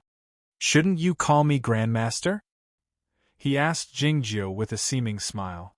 Lu Shisui said, "I left Bai Rujing's sect a long time ago, and I have nothing to do with you." Taiping Jinren pressed, "What about Jingyang?" Lu Shisui retorted, "He is my young master. What does it have to do with you?" Taiping Jinren said with a smile, "You didn't threaten to kill me the moment we met. It looks like you have matured a lot after all these years." "I can't defeat you." Lu Shisui gave a simple and straightforward explanation. Taiping Jinren glanced at him twice before saying, "The problem of the alien Jinqi in your body has been completely resolved. Your cultivation state is not lower than that of Zhao Liu and Zhuo Ruzhui. You are a truly powerful swordsman in the cultivation world. Don't you want to have a try?" Many years ago, Lu Shisui and Xiao He lived in the vegetable garden outside the Guoqing temple. They practiced the Buddhist methods according to Jingjiu's instruction in an attempt to suppress the alien jinqi in their bodies. It was at that time that he met Taiping Jinren for the first time and received many instructions from him. Of course, this didn't stop him from pursuing Taiping Jinren all the way from the Guoqing Temple to Ozawa with Zhao Lei. My young master couldn't kill you in Zhaoga City. Of course I'm not as good as you. Lu Shisui's explanation was as simple and clear as ever, and it was quite convincing. Taiping Jinren suddenly said, "Shall we eat first?" Years ago, in the vegetable garden outside the Guoqing Temple, whenever he went to expound the scriptures for Lu Shisui, he would always eat a good meal and drink fine wine. Xiao He looked at Lu Shisui with some fear. Lu Shidian stared at Taiping Jinren and nodded. Xiao He plucked up her courage and stepped out from behind him. She walked away from the place where Taiping Jinren was sitting and headed downstairs. Taiping Jinren said, "If there are any more pickles, you might as well take more." Such a simple sentence almost scared Xiao He to tears. Her legs were a little weak, and she walked down the stairs with difficulty, holding on to the wall. "Aren't you worried that she'll run away if I pester you?" Lu Shisui stared into Taiping Jinren's eyes and said, "The vixen is a sentimental person.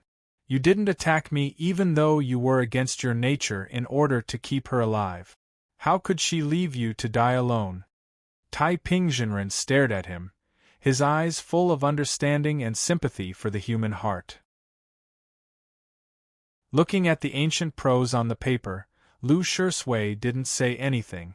Taiping Jinren said with a faint smile, "You're the first person Jingyang brought with him in this life, but I think you're more like me."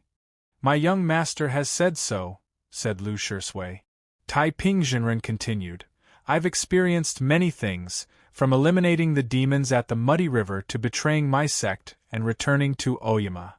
"My young master has also said so," said Lu Shisui. Taiping Jinren asked, "Did he tell you in detail what I wanted to do?" Lu Shisui raised his head and looked at him, saying, "If you want to tell me the evilness of human heart through these experiences and persuade me to agree with your ideas, you shouldn't have killed everyone in the village." Taiping Jinren smiled and asked, "You don't think those people deserved to die?" Lu Shisui stared into his eyes and said, "It can't be everyone, and it can't be those ignorant children." Taiping Jinren said, "You're right. So I shouldn't say whether they deserve to die or not, but what does their death mean to heaven and earth?" Lu Shisui clenched his fists slightly and said, "You're a wise man, so you should know that it's meaningless to tell me these things." Taiping Jinren looked at him and said calmly, "You're a wise man, so you should know that it's meaningless to tell me these things. I didn't have a master, a companion, or a helper. Jingyang and the others weren't strong enough. The reason you can say these things to me today is because you're luckier than me. When you went through these troubles, Jingyang helped you. Otherwise, do you think you'd still be who you are now? If it weren't for Gu Qing asking the monkey to call for reinforcements after Lu Shisui ate the demon core at the bottom of the Muddy River and was imprisoned in the sword jail, if it weren't for Jingjiu leading the Shinma Peak to resist Fang Jingtian's pressure after he returned to Oyama, if it weren't for Jingjiu helping him escape from the Hermit Peaks after he was imprisoned in the sword jail, if it weren't for Jingjiu, there wouldn't have been Guoqing Temple and Yamatsai. How much more hardships would he have gone through? If all these hardships were multiplied by 10 times, it would probably be as much as what Taiping Jinren had gone through back then." After a moment of silence, Lu Shisui said, "I know you've always wanted me to become someone like you. Many years ago, when he betrayed Aoyama, he was trusted by Shiwang's son and led to the cloud platform. This was what Taiping Jinren wanted." The immortal Taiping said, "It's because I'd like to see how he feels when his most valued disciple becomes someone like me." "You also wanted to kill Zhao Lei," Lu Shisui said. Taiping Jinren said, "That's right. Because Zhao Lei is like a second Taiping Jinren." Lu Shisui was a bit confused, so he asked, "Do you think it's interesting to play the role of a deity and influence the lives of people like us in secret?" Why don't you ask him? Asked Tai Ping-Jinren. Lu Shisui said, My young master has never asked me to do anything. He only told me what might happen and let me make my own choice, whether it was back then or now. Tai Ping-Jinren said with a smile, But in the end you still can't get rid of our influence, whether it was back then or now. No, none of you can influence me. Lu Shisui said, My young master once said that I'm stronger than you too. Though I don't know why I'm stronger, I believe in him. No matter what happened or what he heard, Tai Ping-Jinren always wore that kind and clean smile on his face. It wasn't until now that he couldn't help but raise his eyebrows, ready to say something.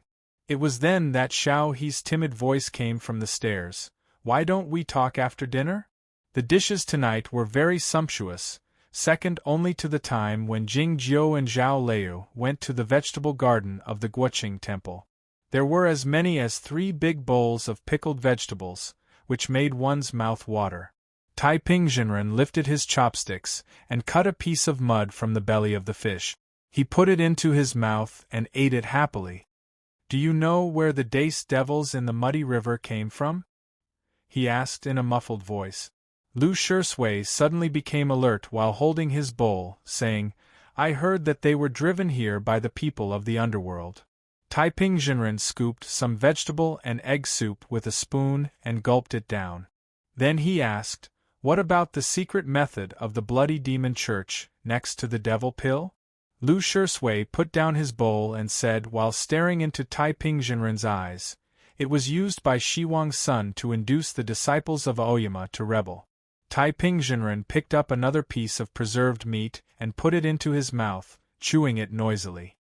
The branch of the old man Nan Chu has been hiding on the foggy island all year round, he said. How could they find the secret method of the Bloody Demon Church? As for this method of inducing the disciples to rebel, don't you think it looks familiar? Well, this preserved meat is not bad. The pine and cypress branches are of the best quality. Lu Shisui grew more and more fearful, asking, Are those your methods? What can you do about it? Do you think the devil pill and the secret method of the Bloody Demon Church are so simple? Tai Ping-Jinren put down his bowl, wiped his mouth, and took a sip of the strong tea. You should know that I used to be the chief monk of the Guoqing temple, he said while looking at Jingjiu. I know a little about the Buddhist methods. It was a humble statement to say that he knew a little about the Buddhist methods. The Buddhist methods often referred to the 2 words, cause and effect. In the Buddhist methods of the Guoqing temple, the most mysterious and indescribable one was the two-mind connection. Tai Ping-Jinren looked at Lu Shisui and said with a smile, The devil pill at the bottom of the muddy river and the secret method of the Bloody Demon Church are the cause. Today I'm here to pick the fruit.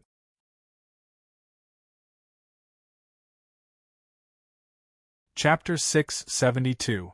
It took some time for Xiao He to finish cooking, probably because the dishes were too sumptuous that day, and her hands were trembling too much. In addition, she had been talking non-stop during the meal, so it took her some time to finish cooking. The candles on the table had been lit a long time ago. The wind whistled out from the 1,000-mile wind corridor. Even though the windows were protected by the formations, the whistling sound could still be heard.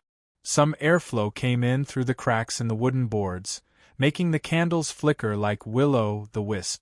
Xiao He could vaguely understand the conversation between Tai Ping-Jinren and Lu Shisui, her face turning pale, her body trembling slightly. Lu Shisui stared into Tai Ping-Jinren's eyes.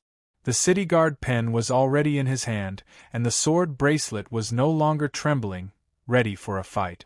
Let's go! Xiao He yelled loudly as she stood in front of Lu Shisui. A few tails exuding a strong devil energy shot up into the air, heading toward Tai Ping-Jinren. The candles swayed more violently, and the air seemed to be torn apart. She was a formidable assassin of the old ones and had lived with Lu Shisui for more than 100 years. Though she had neglected her cultivation a bit, her cultivation state was still much higher than it was many years ago. This was a desperate strike from her. Even the elders of the Zhongzhou school had a hard time dealing with it. Yet, Taiping Jinren didn't even glance at her. All he did was look at Lu Shui in silence. Damn it! A crimson feather appeared out of nowhere. It passed through those powerful fox tails and pierced through Xiaohe's body easily, nailing her to the wall with a thud. Many years ago, in the Sea God Temple outside Haizhou City, the lone sword pierced through her body in the same spot. Taiping Jinren and Jingjiu were the two swordsmen with the highest cultivation states in Chaotian, so they were well aware of the weakest and most fatal spot of a human being or a devil being. Xiaohe was nailed to the wall by the crimson feather, spitting out blood incessantly. It seemed that she would die soon. "Let her go," said Lu Shui sharply. Suddenly, he discovered a problem. This was because he could not even lift his right hand. He could not even hold the city-guarding pen. Taiping Jinren looked into his eyes in silence. His eyes were filled with tranquility. A determined look appeared in Lu Shui's eyes. He bit the tip of his tongue and spat out a mouthful of blood. The ancient prose on the desk rose with the wind and welcomed the blood flower. The book made of blood and sweat blocked Taiping Jinren's sight. There was a buzz. Taiping Jinren disappeared. The crimson bird appeared in the sky and flew toward the ancient prose. Whoosh, whoosh, the ancient poem burst into flames and instantly turned into ashes. With that, Lu Shui finally regained some control over his body. He raised the city-guarding pen and swung it at the little red bird. A rainbow crushed the candlelight and illuminated the room. It was about to break the window and leave. Even if he couldn't stop the other party, he could at least warn them. The vermilion bird flaps its wings. Two huge wings that looked like flames appeared in the room, but they had no real temperature. They absorbed all the rainbow created by the city-guarding pen. Lu Shui adjusted all the righteous energy in his body, opened his folding fan, and waved it at the two wings of flame. The wind became stronger, but the wings of flame didn't disperse. Instead, they grew stronger. Between the two wings of flame, the little red bird looked at him in silence with its black eyes, devoid of any emotion. Lu Shui knew that this was the last moment. He ordered the lone sword to slash at himself without hesitation. He didn't know what Taiping Jinren wanted to do, but he knew that he couldn't let things go on like this. There was a loud bang. The wings of flame started to burn violently, and then suddenly died out. Gradually, the faint sound of a flute could be heard. Before dawn, Lu Shui led Xiaohe out of the inn and entered the 1,000-mile wind corridor in the horse-drawn carriage. Even though the horses were raised in Yamatsai for generations, it was still difficult for them to move forward in the howling wind after entering the depths of the wind corridor. Lu Shui and Xiaohe didn't intend to get off the carriage, nor did they ride on their swords. It was obvious that they were severely injured. After an unknown amount of time, they finally arrived at the legendary Serpent Lake. The lotus leaves on the surface of the lake had been overturned by the strong wind. Fortunately, they were all special species, so they didn't have to worry about breaking them. However, they looked like masked girls with their skirts flying up, and the lotus flowers looked like jewelry that was about to fall off. The scholars of Yamatsai finally noticed the commotion here. They hurried over and saw Lu Shui and Xiaohe in the carriage with pale faces and bloodstains all over their bodies. They couldn't help but be startled and called out, "Martial uncle, what happened?" The poor horse finally didn't have to fight against the strong wind anymore, so it was led to a shelter to rest. Lu Shui and Xiaohe were carried into Yamatsai by the scholars. Many guests from various sects came to the house. When they saw this scene, they couldn't help but be shocked and stood up one after another. Ren Qianzhu noticed the earring on Xiaohe's earlobe. The earring should be made of a ruby. It was as red as blood and looked very beautiful. Lu Shui and Xiaohe were severely injured, so they didn't have any delays. Soon, they were sent to the depths of Yamatsai and arrived in front of Shiyun. In Yamatsai, Shiyun's status was the highest, except for those old teachers. His expression changed abruptly, and he fed the two of them with medicinal pellets as quickly as possible. Then, he helped Lu Shui up and started to treat his injuries. It didn't take long for Lu Shui to wake up, but he didn't say anything. Instead, he looked around. Shi Yun understood what he meant. He waved his hand to let the scholars in the house leave and asked, "What happened?" "Last night, Taiping Jinren came. It seemed that he was going to use the two-mind connection of the Guoqing Temple to control my mind, just as we had guessed years ago, to control Tian Jingren." Thinking of the encounter last night, Lu Shui still had a lingering fear, saying, "I used the city guard pen and the lone sword, but they didn't work. Just as I was about to die, the bone flute that young master gave me suddenly flew out. I don't know why, but he acted very scared and left just like that." Shi Yun was very surprised, asking, "What did he come to Yamatsai for?" Lu Shui shook his head, saying, "I don't know." After a pause, he continued in a low voice, "I suspect it has something to do with teacher becoming a saint." Hearing this, Shi Yun's expression became even more solemn.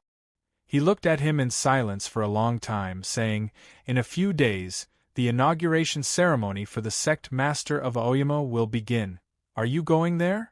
This was the original plan of Yamatsai, but now that Taiping Jinren had suddenly appeared in the 1,000 Miles Wind Corridor, and Lu Shui was still wounded, why did Shi Yun want him to leave in a hurry?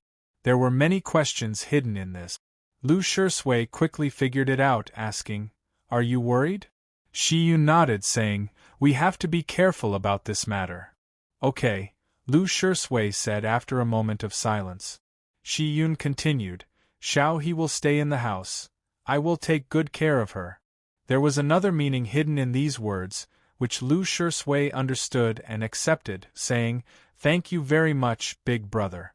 Xiao He knew that he was about to leave, feeling a bit uneasy, asking in a trembling voice, "What's wrong?" "It's nothing," Lu Shui comforted her.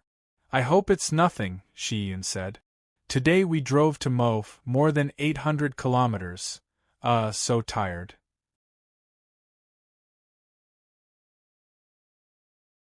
Chapter 673.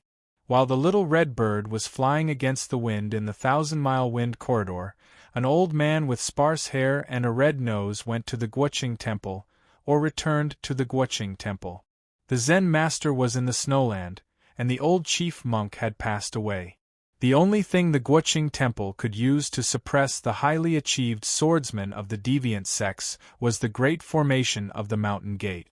But for some reason, the Great Formation had no effect on the old man, just like it had 100 years ago. This ugly and impressive old man was naturally the great ancestor of the mysterious dark sect. The great grandmaster of the mysterious dark sect entered the Guoqing Temple through the back door with great familiarity.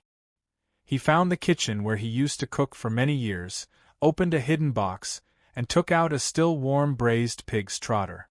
Taking a bite, he mumbled, "After so many years, they still only know how to hide in these places." The next moment, his expression changed abruptly, and sorrow appeared in his eyes. He slowly spat out a broken tooth, no longer in the mood to eat.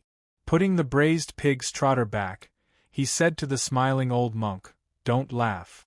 The old monk said with a smile, "The chief monk often said that we should laugh at the affairs of the human world. I've gotten used to it. Though such things have happened many times, I'm still not used to it." The great grandmaster of the mysterious dark sect touched dozens of his hair with his greasy hand and asked the old monk, "You, the chief monk of the instruction hall, are also his people?" This old monk was the chief monk of the instruction hall of the Guoqing Temple. In the absence of the Zen master, he was the one with the highest seniority and status in the Guoqing Temple. "When I first entered the temple, I learned the scripts from the chief monk," the chief monk said with a smile. The great grandmaster of the mysterious dark sect sat down and counted with his fingers. "You, the former chief monk of the law hall, and there must be many more. Doesn't this Guoqing Temple belong to him? Why does the immortal make it so troublesome?" The chief monk of the instruction hall sighed, The disciples are useless, and their states are too low to help the chief monk. The great grandmaster of the mysterious dark sect said disapprovingly, "Your cultivation state is indeed not as good as mine, but you would still be a formidable figure in the Guoqing temple." The chief monk of the script instruction hall said, "I'm not as good as Zen master, and I'm not as good as Chao Yuan." The great grandmaster of the mysterious dark sect suddenly changed the topic, asking, "Are you ready? My Buddhist studies aren't good, and my cultivation level is low, so I spend all my time studying curse formations." The chief monk of the instruction hall said with a smile, "Nobody is more familiar with the spell formation by the heavenly well than I am." Then what are we waiting for? The great grandmaster of the mysterious dark sect rubbed his red nose and said, "Let's go." The sea breeze caressed his sparse hair and bald head. Then, he came to the East Sea and stood beside the extremely gloomy heavenly well. Standing by the cliff's edge, the great grandmaster of the mysterious dark sect lowered his head and looked down at the darkness, saying expressionlessly, "The curse formation here is so powerful. Are you sure you can dismantle it? Like I said, I've spent my whole life studying how to dismantle this formation." The chief monk of the script instruction hall went on, "Of course, many of the spells in this formation were set up by Shui Yu nunnery, which is beyond my ability." No sooner had he said this than a nun Shui Yu nunnery walked out from among the rocks on the cliff. She said to the great grandmaster of the mysterious dark sect expressionlessly, "After dismantling this formation, teacher will have to employ the demonic cultivation of all his life to break the 33 levels of heaven in the heavenly well from the bottom of the ocean. You should be well aware of what will happen by then. Are you sure you won't show any mercy?" The great grandmaster of the mysterious dark sect laughed loudly. "I like it when you, the highly achieved swordsman of the orthodox sects, mock me, a great grandmaster of the deviant sects, for not being ruthless enough. The wind of the 1,000-mile wind corridor. The water of the East Sea. What else was needed? Both of them were the most important passages leading to the underworld from Chaotian. Speaking of the passages, the most famous and largest one was located in the deep part of the ocean. There was a huge whirlpool there, called the Secret Realm of Singing Spring. The Thundersoul wood of the Aoyama sect came from this place. One early morning in the early winter, a dreadful shriek pierced through the rumbling sound of falling into the water and traveled a long distance in the ocean. After a long while, the tranquil surface of the ocean suddenly bulged, and a huge dark shadow could be vaguely seen under the water. In the next moment, countless white lines appeared on the surface of the ocean. Those dark shadows and white lines were the traces left by the demons. Over the years, the underworld had raised and driven a great number of demons to this place in order to bring chaos to Chaotian. Those demons hiding in the muddy river had all been killed by Lu Si's sword more than 100 years ago, but a great number of demons were still hiding in the boundless ocean. Along with the shriek, all the demons came to the edge of the huge whirlpool and showed themselves slowly. They looked at the small black speck in the sky, expressing their absolute submission. The small black speck looked more like a thin black line because the tail of the dark phoenix was indeed a bit long. Flying between the empty realm and the real world, the dark phoenix looked down at those demons on the surface of the ocean with a nonchalant expression in his eyes, as if he were the ruler of the world. Even though he was the principal guard of Aoyama in the heavenly arrival state, he had no way to summon and control these powerful demons, not to mention that he had to order these demons to throw themselves into the huge whirlpool as a blood sacrifice that day. The reason he could summon so many demons to this place was that his whistling contained the spiritual soul imprint left by the immortal Taiping, and it was also because countless tiny amulets were hidden in the colorful feathers ruffled by the chaotic wind, falling onto the surface of the ocean incessantly. There was a large island on the other side of the distant ocean, and there was a high mountain on the east side of the island. The high mountain was a giant. The shriek of the dark phoenix was so faint that it couldn't be heard when it reached the island from the boundless ocean. Even those sensitive spirits couldn't hear it, because they were still sleeping soundly in the flowers. The giant opened his eyes and woke up. He raised his hand to rub his eyes, saying "Aya" in a low voice. Was this the buzzing of mosquitoes mentioned by Jingyang? It was indeed annoying. What he didn't expect was that his casual murmur sounded like thunder to those spirits in the forest, which was also very annoying. The translucent flowers unfolded, and the spirits flew out with their spears and arrows in their hands.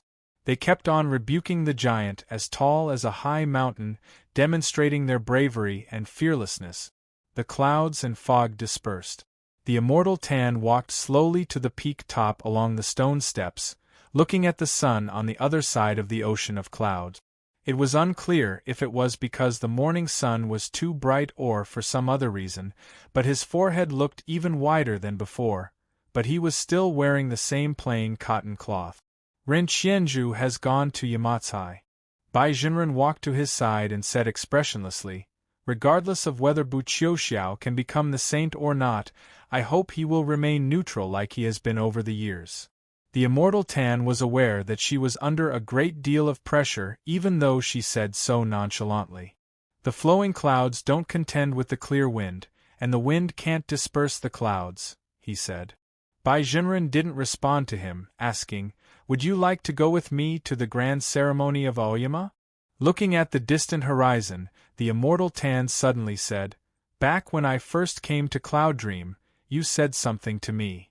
Look at the horizon and die in front of me? Bai Jinren pressed. The immortal Tan pulled back his gaze and asked her seriously, Are you sure you want to go?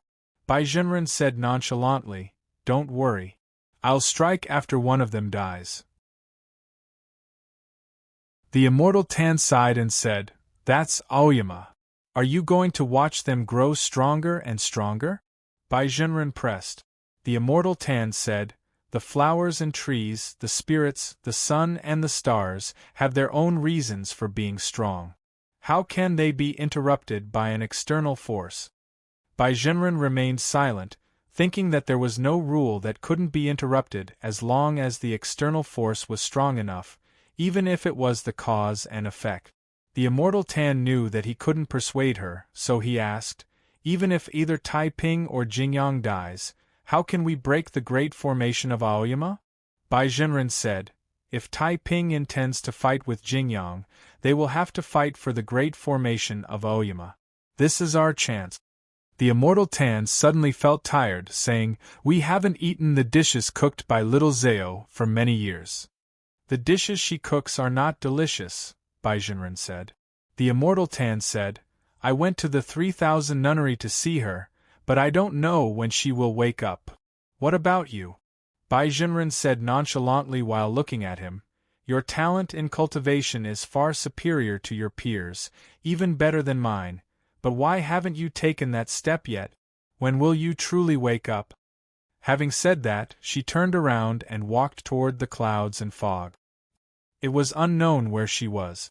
It was unclear where she was. She should still be on the Cloud Dream Mountain, but it seemed that she was somewhere else. The shapeless stairs led to a very high place. The black rocks were hovering in the air in silence, forming a formation that looked simple but was actually very complicated. Bai Jinren walked to the center of the black rocks and waved his sleeve a few times. An extremely pure energy spread out and landed evenly on the black rock. The black rocks began to emit a gloomy and cold glow. If one stared at them for a long time, they would think that they were the path leading to the abyss. In the next moment, the black rocks began to rotate slowly, their glows flashing, as if they had turned into the stars. However, the stars were much sparser than the stars in Chaotian. Perhaps they were the real stars. A fireball could be vaguely seen in the distance, but strangely enough, it didn't give off any heat, only a cold intent. Bai Jinren knelt down toward the patch of the starry sky, saying, Bai Yuan greets the great ancestor.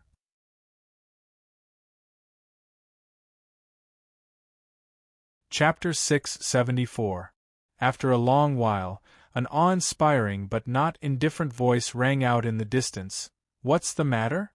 Bai Zhenren didn't dare lift his head to look at the patch of empty space, even though there was no real figure in that patch of empty space.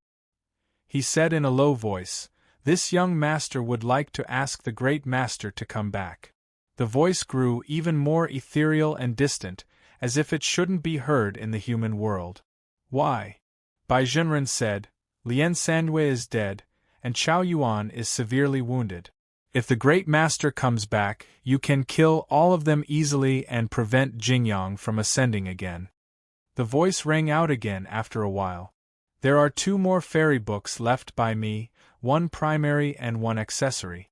Who will take them this time?" The speaker was none other than the last ascendant in Chaotian, the fairy lady Bai Ren.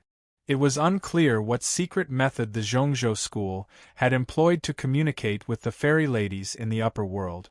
What was even more puzzling was that the fairy lady Bai Ren seemed to be not far from Chaotian, which was why she could respond to the call of the Zhongzhou school so quickly. The fairy lady Bai Ren had left 3 primary and 3 accessory fairy books for the Zhongzhou school. Under extreme circumstances, she could indeed send a piece of fairy awareness back to Chaotian, but it was a difficult task, requiring a suitable fairy body to take it. Last time when a piece of the fairy awareness of the fairy lady Bai Ren came to Chaotian, Bai Zhao had spent many years tempering the fairy book, and he had to pay the price of having his soul and spirit dispersed. Bai Zhao was still asleep at the moment, and Shuiyu Nunnery and the Aoyama sect were keeping an eye on the 3000 nunnery. Moreover, she had a great deal of fairy energy in her body. If Bai Ren came to Chaotian again, she would disintegrate immediately and even destroy the whole of Dayuan City. Bai Zhenren was the most suitable candidate, but she wasn't willing to pay such a price. "Please come back in person," she said calmly. The voice remained silent for a long time. When it rang out again, it sounded exceedingly desolate. "Do you know what your request means?" If the fairy lady returned to Chaotian after successfully ascending, it would be almost impossible for her to ascend again. Our ancestor cared for the common people, and could not bear to leave. Since that was the case, what was the difference between guarding outside and guarding inside? Bai Zhenren said calmly, "Back then, the banished immortal of the fallen immortal island returned, because he was afraid of the unknown. If you return, it will be to protect this continent and the human race. If you don't return this time, no one will be able to suppress Aoyama sect anymore. Those sword cultivators will definitely plunder the chi of heaven and earth for their own use. They might even mobilize the evil sects to take over Kunlun sect's spiritual veins.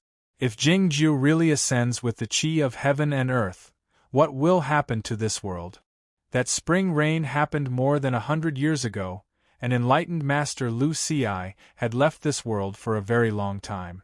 According to the edict he left behind, Jingjiu took over as the sect leader of Aoyama. However, no one expected that Fang Jingtian would suddenly reach the heavens during the sect leader ceremony. Apiao floated up from the stone steps. He was forced out of Aoyama by Taiping Zhenren. More than 100 years later, he reached the heavens in Zhaoga City and forced Fang Jingtian back to the Hermit Peak. The sect leader ceremony that had been postponed for a long time was about to begin again. The Aoyama sect was undoubtedly the leader of the cultivation world, so this sect leader ceremony was naturally the most important event. All the cultivation sects would send their guests to congratulate the sect leader ceremony. Unexpectedly, but it was also reasonable that the first person to arrive in Aoyama was Lu Shui. He arrived too early, and the preparations for the sect leader ceremony were far from complete.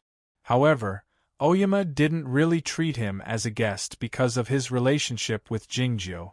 Lu Shui went to Tianguang Peak and met Guananshan, Guhan, Zhuoruzhui and others, talking about what had happened over the years.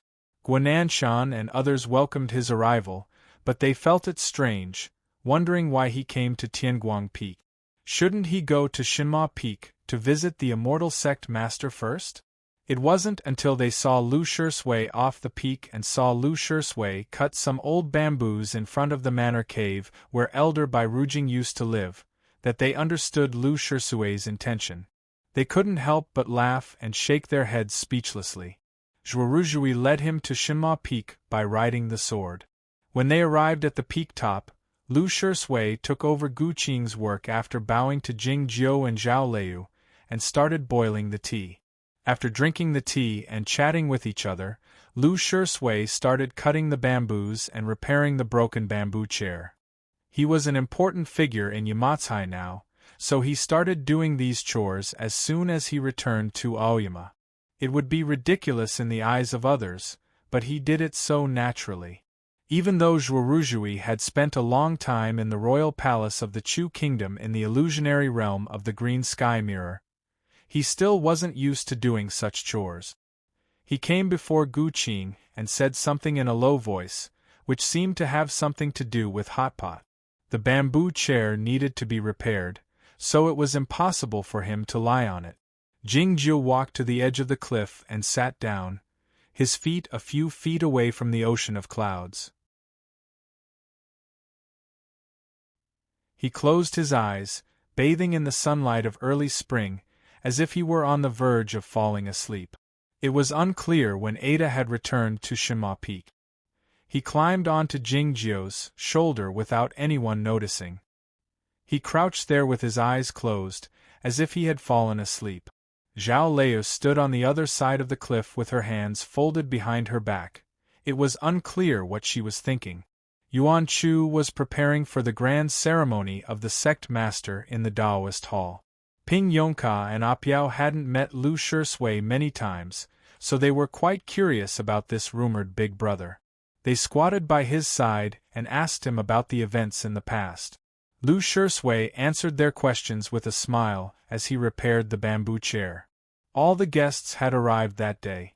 The spring sun shone on Shinma Peak, making it feel warm. Such a warm day was most suitable for eating hot pot. Just like those cold days, those happy days, and those sad days. All kinds of delicious ingredients were placed on the table. The yin and yang faced each other in the hot pot, with steam rising. Zhao Leu sat upright on the seat of honor, with her long chopsticks placed in front of her eyes in silence. Her eyes were calm and tranquil, without any intention of competing.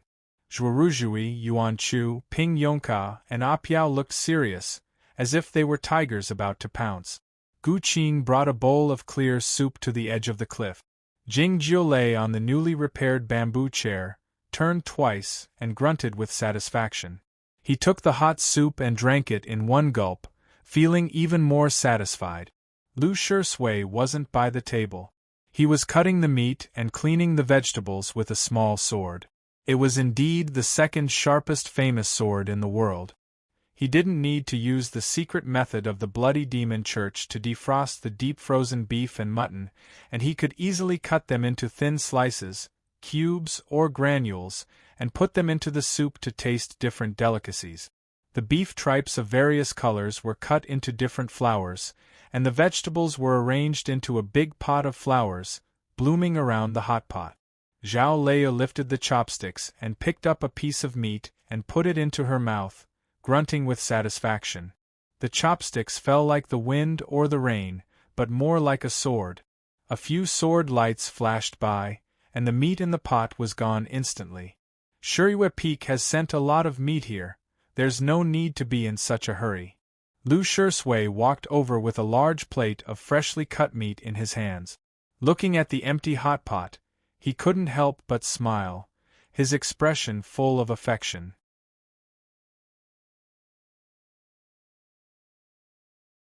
Chapter 675. Apiao's cultivation state was not as high as Lu Shui's, so she couldn't speak due to the scalding heat. All she could do was give Lu Shui a thumbs-up gesture. Ping Yongjia remarked with an admiring expression, "He's indeed the big brother. His sword work is really good." Yuan Chu suddenly recalled that he and Gu Qing had discussed the ranking of the disciples of the Shinma Peak many years ago after the sword trial. He glanced at Gu Qing reflexively. Gu Qing's countenance was the same as usual, as if he hadn't heard what Ping Yongka had said. Yuan Chu still felt uneasy. He put down the chopsticks and walked to the edge of the cliff after eating some more meat. As he came to the side of the bamboo chair, he squatted down and said softly, "According to the sect rules, you have to take out the inherited heaven sword on the day of the grand ceremony and accept the worship of all the disciples of Aoyama. What do you think?" Gu Qing had mentioned this issue when he came back from Zhaoga City. Whoever had the inherited heaven sword would be the sect master of Aoyama. This was what Jingjiu had said to Fang Jingtian back then. No matter whether it was because of the sect rules or this statement, the inherited heaven sword would show up in the world sooner or later. Jingjiu said while rubbing Ada, "Let's do it this way." Ada closed his eyes and hugged cold cicada tightly, pretending that he was asleep and didn't hear what Jingjiu had said. It didn't take long for the hot pot to be finished. The disciples of Shuriwe Peak came over to clean up the mess, bringing with them an elder of Shuriwe Peak and a few young female disciples of Qingrong Peak. The elder of Shuriwe Peak bowed to Jingjiu respectfully and said, "Immortal Sect Master, your ceremonial robe is ready. Would you like to try it on?" The young female disciples of Qingrong Peak bowed to Jingjiu while holding the ceremonial robe in their hands, suppressing their nervousness, curiosity, and excitement. Jingjiu didn't expect it to be so troublesome to be the sect master of Aoyama. He shot a glance at Yuan Chu. Yuan Chu hurriedly explained, 100 years ago, immortal Lu Ci had passed away less than 10 years ago. According to the sect rules, everything was kept simple, but today listening to someone explain the sect rules of Aoyama was a troublesome and boring affair. This was the reason why Jingjiu didn't want to see Yuan Qijing back then. He stood up from the bamboo chair and said to the elder of Shuriwe Peak helplessly, "Hurry up." Zhuoruzhui and the others looked at each other and almost laughed out loud when they saw the stone door of the cave slowly closing. Lu Shisui wiped the lone sword on his sleeve and then buckled his wrist, turning it back into a sword rope. If it had been in the past, the lone sword would have been extremely annoyed and would have trembled incessantly after being used to cut so much flesh and not cleaned thoroughly. But today, perhaps because it was too close to Jingjiu, it appeared to be extremely well behaved. Lu Shisui walked to the edge of the cliff and stood beside Zhao Lei. Zhao Lei shot him a glance, saying nothing. Over the last 100 years, the two of them had had a long talk when Jingjiu was unconscious in the Guoqing temple, but they had seldom seen each other. Yet, they were the earliest followers of Jingjiu. To put it more precisely, they were the followers Jingyang had left for Aoyama. In this sense, their relationship was special, and they had a special tacit understanding. They had joined hands to kill Lo Huainan in Guiyun City and pursued Tai Pingzhenren together. They didn't need to talk to each other to know what each other wanted to do. Yet, Zhao Lei had something to tell him that day because it was very important. "He can go now." Hearing this, Lu Shisui fell silent for a while before saying, "Let's go then." The path toward heaven didn't have to travel together all the time. "What do you want to do after he leaves? I mean other than cultivation," Zhao Lei asked while looking at him. Lu Shisui looked at the other side of the ocean of clouds. It was the distant horizon. "I want to call the wind and summon the rain. I want to travel 1,000 miles in an instant. I want to travel the 4 seas. Lu Shisui smiled and said, "I still want to sleep in a dream and wake up in a dream." Note, I think the pharaoh means to sleep in the dream and wake up in the reality. It would be good if the reality was like the dream. On the other hand, it meant that the dream was still in the body, and one was still in the dream. Note, mine. Zhao Lei understood what he meant, but she didn't understand what he meant. It was then that the stone door of the manor cave was opened again along with a heavy sound of friction, and Jingjiu walked out from it.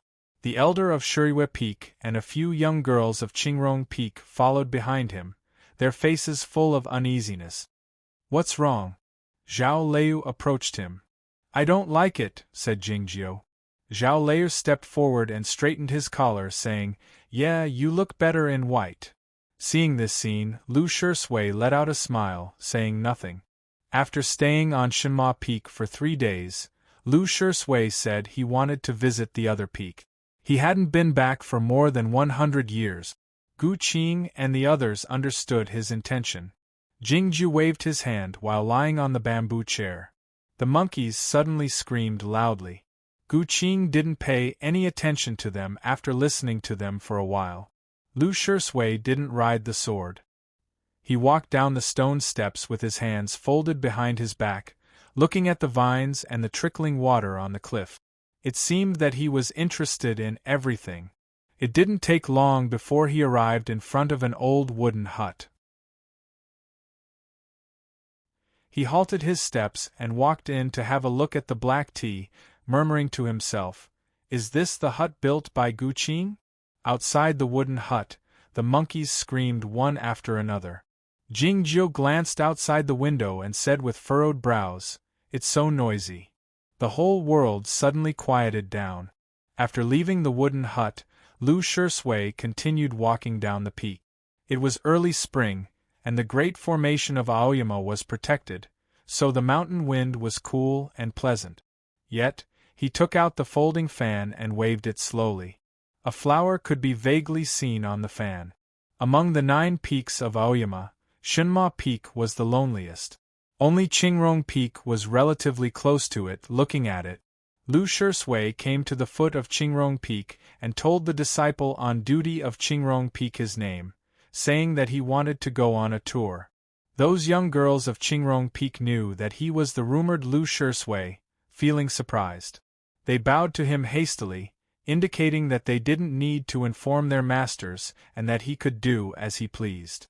Seeing his figure disappear on the mountain path, these young girls couldn't control their emotions any longer and started talking about him.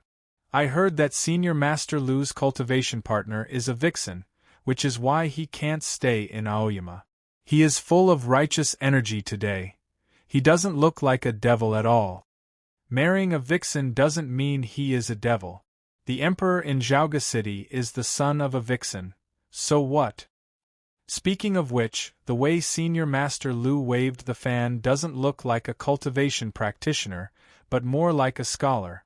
You little fool, Senior Master Lu is an important figure in Yamatsai now, and he is a scholar to begin with. Lu Shisui had no idea what those young girls were talking about behind him. He strolled slowly on the mountain path, stopping to smell the flowers when he saw them, and touching the ancient pine trees when he saw them. It seemed that he was quite interested in them. Returning to Aoyama after so many years, he was like a child, curious about all the sceneries and changes. As he arrived at the Pearstream Valley, an elder of Qingrong Peak was waiting for him. Lu Shisui said, Big sister, I heard that the pear wine is quite delicious. Could you give me some to drink?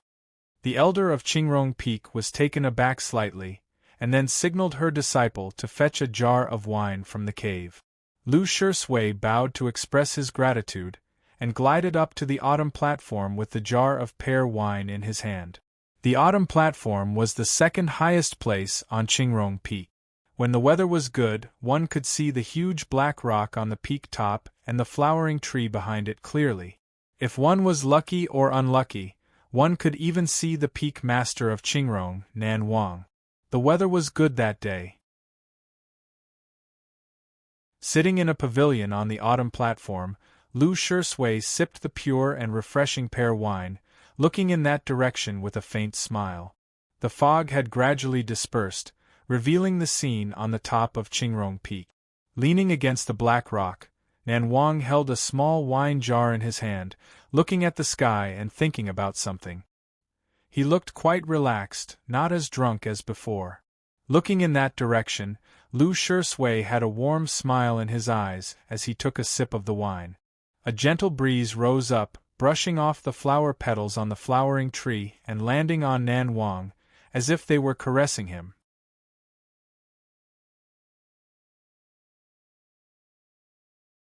Chapter 676. This Senior Master Lu is really a weirdo. Not only did he come to the peak to enjoy the scenery, but he even asked for the Peak Master's favorite pear wine.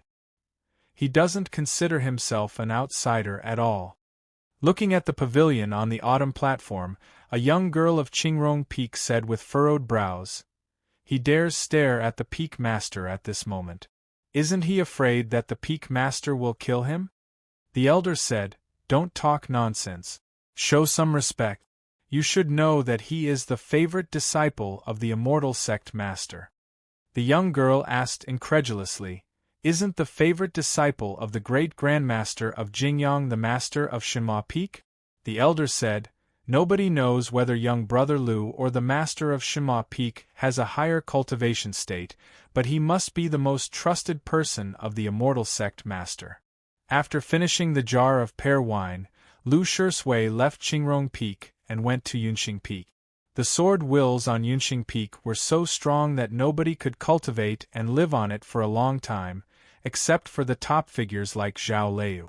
As such, the elders and disciples lived at the foot of the peak. The green smoke could be seen everywhere in the courtyard, and the rumbling of the magic treasures could be heard, which was the sound of repairing the flying swords. Lu Shisui told his identity and asked to see the Peak Master of Yunxing. The former Peak Master of Yunxing, Jin Sadeo, was too ashamed to stay here, but he didn't have the courage to enter the Hermit Peaks, so he chose to travel outside. The current Peak Master of Yunxing was Ping Yongka. He had stayed on Shenhua Peak for a few days, but he was driven here by Gu Qing in the end, even though Zhao Leu had hinted that he could live on Shenhua Peak. Gu Qing used the sect rules as an excuse, and Ping Yongka's cultivation was different from everybody else's, so he should live here. A few days ago, Lu Shisui and Ping Yongka were eating hot pot on Shenhua Peak, so it was unclear why he wanted to see him now. When the elders and disciples heard Lu Shisui's request, they wryly smiled and said that the new Peak Lord didn't say anything after arriving. He directly went up the mountain and didn't come back down. Hearing this answer, Lu Shisui found it quite interesting.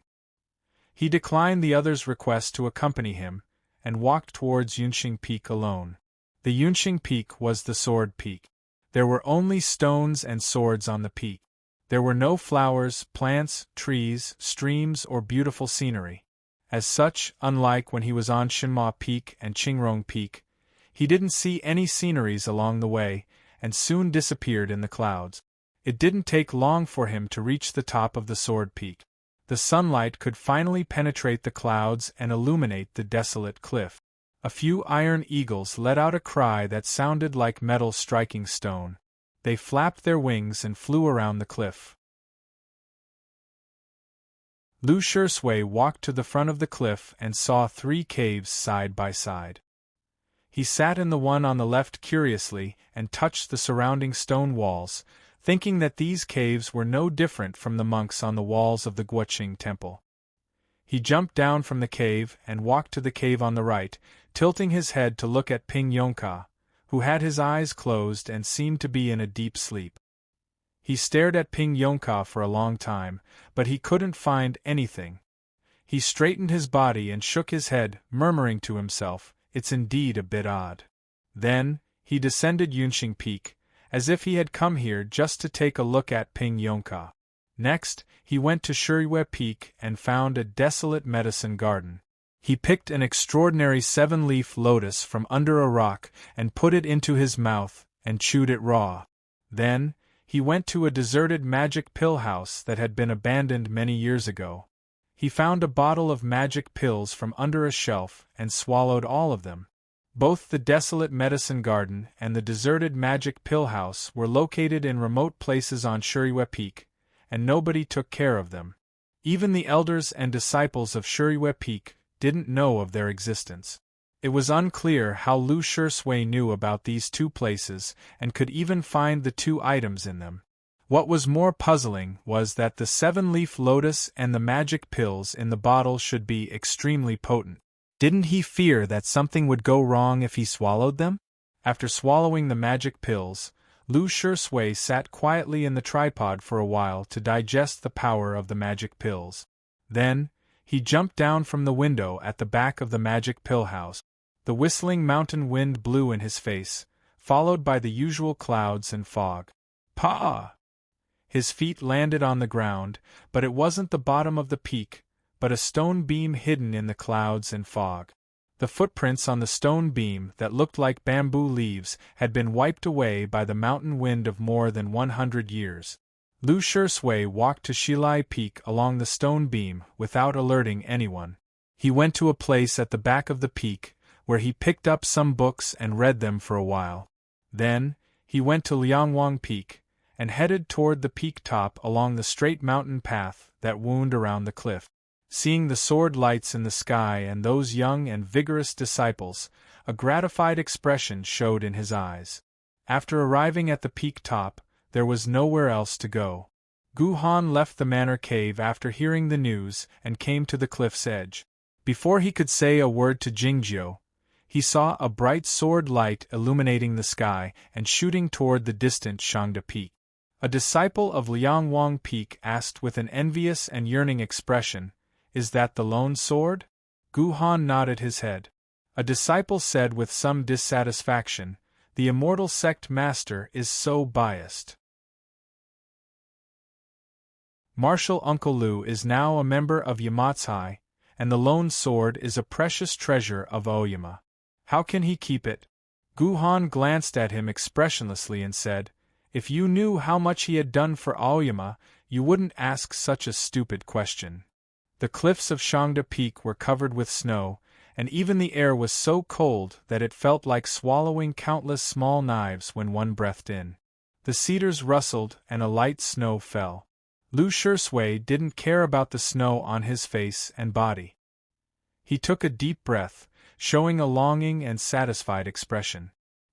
He passed by the residence of the disciples of Shangda Peak silently, and flew to the steep cliffs of the back of the peak, landing on a big stone. Yuan Chu and Yushan had watched the stars here many years ago. Lu Shui didn't know about this. He stood on the stone and looked at the peaks of Aoyama, his expression growing cold, like the wind and snow on Shangda Peak. Then, he turned around and disappeared into the cliff. The sunlight shone down from a high place, illuminating the ground. The dead dog crouched under the sunlight in silence, looking like a black mountain. The sword jail was as quiet as usual. It seemed that nobody had been here. The door leading to the hermit peaks had been opened. Lu Shui walked among the green hills and low peaks, and stopped in front of a patch of wild flowers in the end. The patch of wild flowers grew very well, covering the whole mountain and the fields, and even blocking the sky and the sun. Jingjiu didn't pick up the bamboo flute among the wild flowers. All he did was look at a spot on the peak in silence. Through the sea of flowers, the black soil, and the stony wall, he saw Fang Jingtian, who was sleeping soundly. Jingjiu stepped on the flowers and ascended the seemingly still ocean of clouds along with the fragrance of the flowers. He broke through the ocean of clouds and came to the front of the distant stony mountain. There were many caves in the stony mountain, in which were the remains of the predecessors of Aoyama, who had died before they could reach the heavenly arrival state. As for those swordsmen in the history of Aoyama who had reached the heavenly arrival state but failed to ascend, most of them had turned into the spring rain, the winter snow, or the light specks like Lu Ci and Yuan Qijing. If I die, I won't turn into nothingness, and I'll return everything to this world. Lu Shui continued, just leave me here. If any disciple of Aoyama needs me in the future, he can come and have a bite of me. I'll be of some use to him. It was unclear why Jingjiu made such a statement that sounded like his last words. There was nobody in the hermit peaks, and it was unclear to whom he intended to say his last words.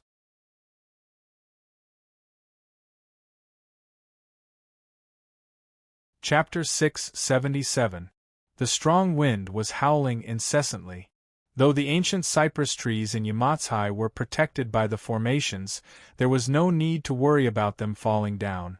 But the willow branches outside the window in the distance had all been uprooted, and many of them had been broken, looking like the water weeds in the torrent. Sitting by the window, Xiao He watched the scene.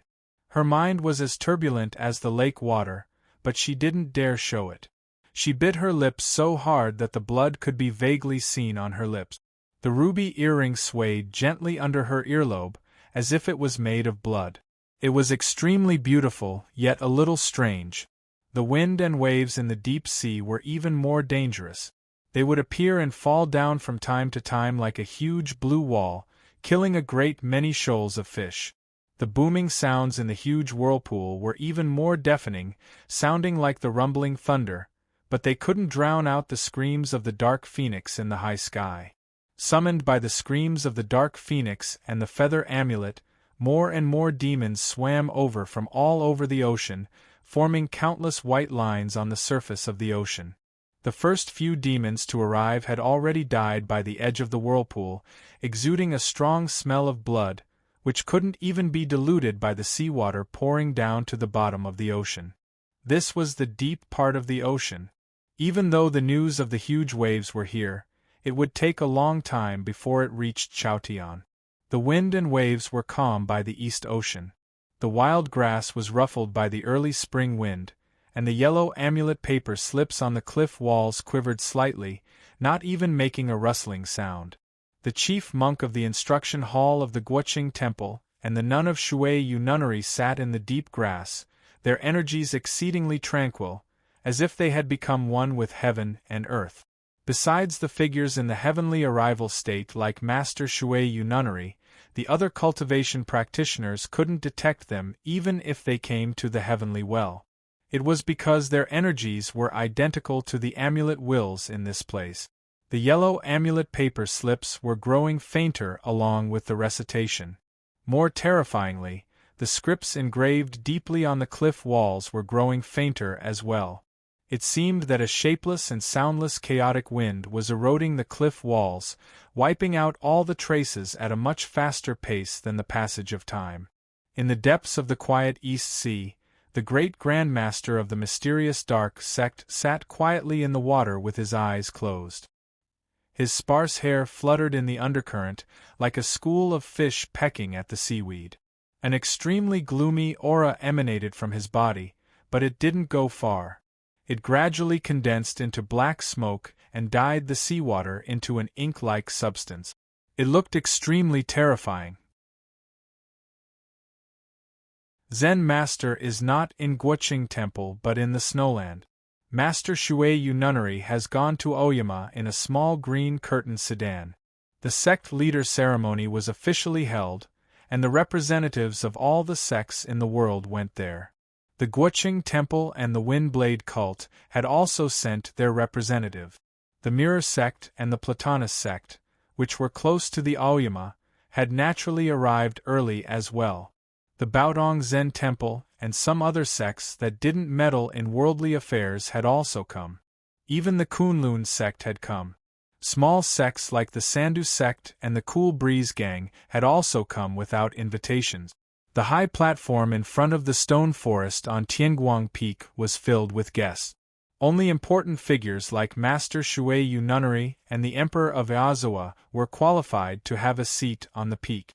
Of course, people like Kane Yang and Sensei would receive special treatment.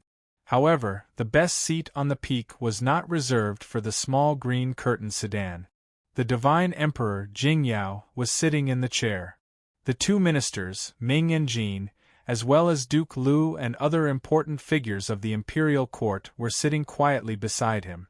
This was the grandest gathering in the cultivation world. Neither the Tao competition at Zhongzhou School nor the grand ceremony of Aoyama, which had ended without any success, could compare with this gathering. The heaven and earth hadn't arrived yet, and the grand ceremony hadn't started yet. Many people would look up at the sky from time to time. It was unclear if they were expecting something or being cautious about something. The clouds in the high sky suddenly became a bit disorderly, giving off a great many flying catkins. Then the catkins parted, revealing the figure of a huge cloud boat. They had arrived at Zhongzhou School. Seeing this scene, some people were relieved, while others became even more nervous, especially when they sensed the two extremely powerful auras. The immortals Tan and Bai came to visit at the same time. What were they going to do? As the crowd was wondering what was going on, an exceedingly formidable energy suddenly came out from the peaks of Aoyama, moving slowly from the north to the south, as if it would cut the sky open. The cloud boat of Zhongzhou School retreated as quickly as it could, and didn't stop until it was 100 miles away. The sky was not cut open, it was merely a passageway opened by the sword formation of Aoyama. The immortal Tan walked down from the sky and landed on the top of Tianguang Peak, cupping his hands in greeting to Guangyuan Jinren and Nan Wang. Guangyuan Jinren returned the greeting earnestly, but Nan Wang didn't pay any attention to him. In the next moment, a patch of cloud and fog appeared on the top of Tianguang Peak. The figure of a woman could be vaguely seen in the fog, though her face couldn't be seen clearly. All the cultivation swordsmen in the world had arrived, save for the broadsword King Chao Yuan and Zen Master in the Snowland. If these swordsmen of the cultivation circle suddenly launched an attack, it would be an unimaginable force. Yet, the Aoyama sect was not afraid of it, otherwise they wouldn't have let the immortals Tan and Bai in. Back in Zhaoga City, many people had witnessed the scene of tens of thousands of swords striking down at the same time. Even the fairy ladies were killed by the sword formation of Aoyama. Who would dare act recklessly in Aoyama? Nobody had thought that the swordsmen of various sects had come to Aoyama, which meant that Chao Tian was quite weak at the moment. The word weak was usually used in defense, but where were the enemies of Chao Tian? Looking at the patch of cloud and fog, Nan Wang sneered. Though he intended to mock her, he didn't know what to say. She was the true immortal of the southern barbaric tribes, but she was not good at talking. It was then that a voice of moderate volume burst out on the peak top. "I've been curious about something." Zhuoruzhui looked at Guananshan and continued with an innocent expression. Didn't the immortal Tan see what she looked like when he married her? Guananshan glanced at him innocently, wondering why Zhuoruzhui had to tell him every time. Hearing what Zhuoruzhui said, some disciples of Aoyama felt uneasy, wondering if Zhuoruzhui intended to start a fight on the spot. Yet, the important figures in the cultivation circle, like the headmaster of Ozawa, felt relieved. It was because Bai Zhenren didn't slap Zhuoruzhui to death, which indicated the attitude of the Zhongzhou school that day. The Zhongzhou school intended to take advantage of the grand ceremony of the sect master to express their goodwill to Aoyama. To put it more precisely, they came here to ask for peace. The elegant ceremonial music rang out, and the ocean of clouds moved slightly, displaying a solemn energy. Guangyuan Jinren waved his sleeve, and the sword of the returning sun broke through the sky, shining brightly on the top of Tianguang Peak under the sunlight. Nan Wang snapped his fingers, and countless sword strings came out, forming the zither sword under the sunlight, hovering in silence. Then, the elders and disciples of the peaks of Aoyama all summoned their flying swords. For a moment, thousands of flying swords appeared in the blue sky, with different shapes and different sword wills. But when they were gathered together, it was extremely awe-inspiring. Seeing such a scene, the cultivation practitioners of various sects were shocked speechless. Even if Fang Jingtian was disabled, the Aoyama sect still had 3 figures in the heavenly arrival realm and 3 guardians, and more terrifyingly, more than 70 swordsmen in the Broken Sea realm, including several at the peak of the Broken Sea realm. What kind of lineup would they have in 100 years? Footsteps came from behind the cliff wall. Countless people looked in that direction. His white robe was fluttering. Jingzhi walked out. Zhao Lei stood behind his right hand, not holding the cat. Behind him was Gu Qing, holding a sword. Yuan Chu was holding the golden book needed for the grand ceremony of the sect master. Zhuoruzhui swaggered over while holding himself in his arms. A Piao didn't show up, probably because it wasn't convenient. Ping Yongka was still sleeping on the sword peak. Just like 100 years ago, he missed the grand ceremony perfectly. Many people fixed their eyes on the back of Jingzhi's left hand. Lu Shui was standing there.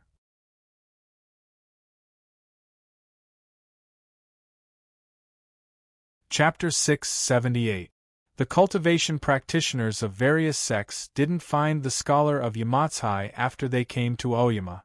They had many doubts. Even though Buchioshiao was at the critical moment of becoming a saint, Yamatsai and Shinma Peak had been on good terms for more than 100 years, so Yamatsai should have sent some disciples here. It wasn't until they saw Lu Shui that their doubts were answered. Everybody was aware of the relationship between Lu Shui and Jingjiu, and Jingjiu was an important figure in Yamatsai at the moment. As such, this arrangement was quite appropriate. Some of the more sinister ones had more considerations. The most favored disciples of Buchioshiao were Shiyun and Lu Shui. The future house master would be chosen from either of them. It was said that Yamatsai had been divided into two groups because of this matter.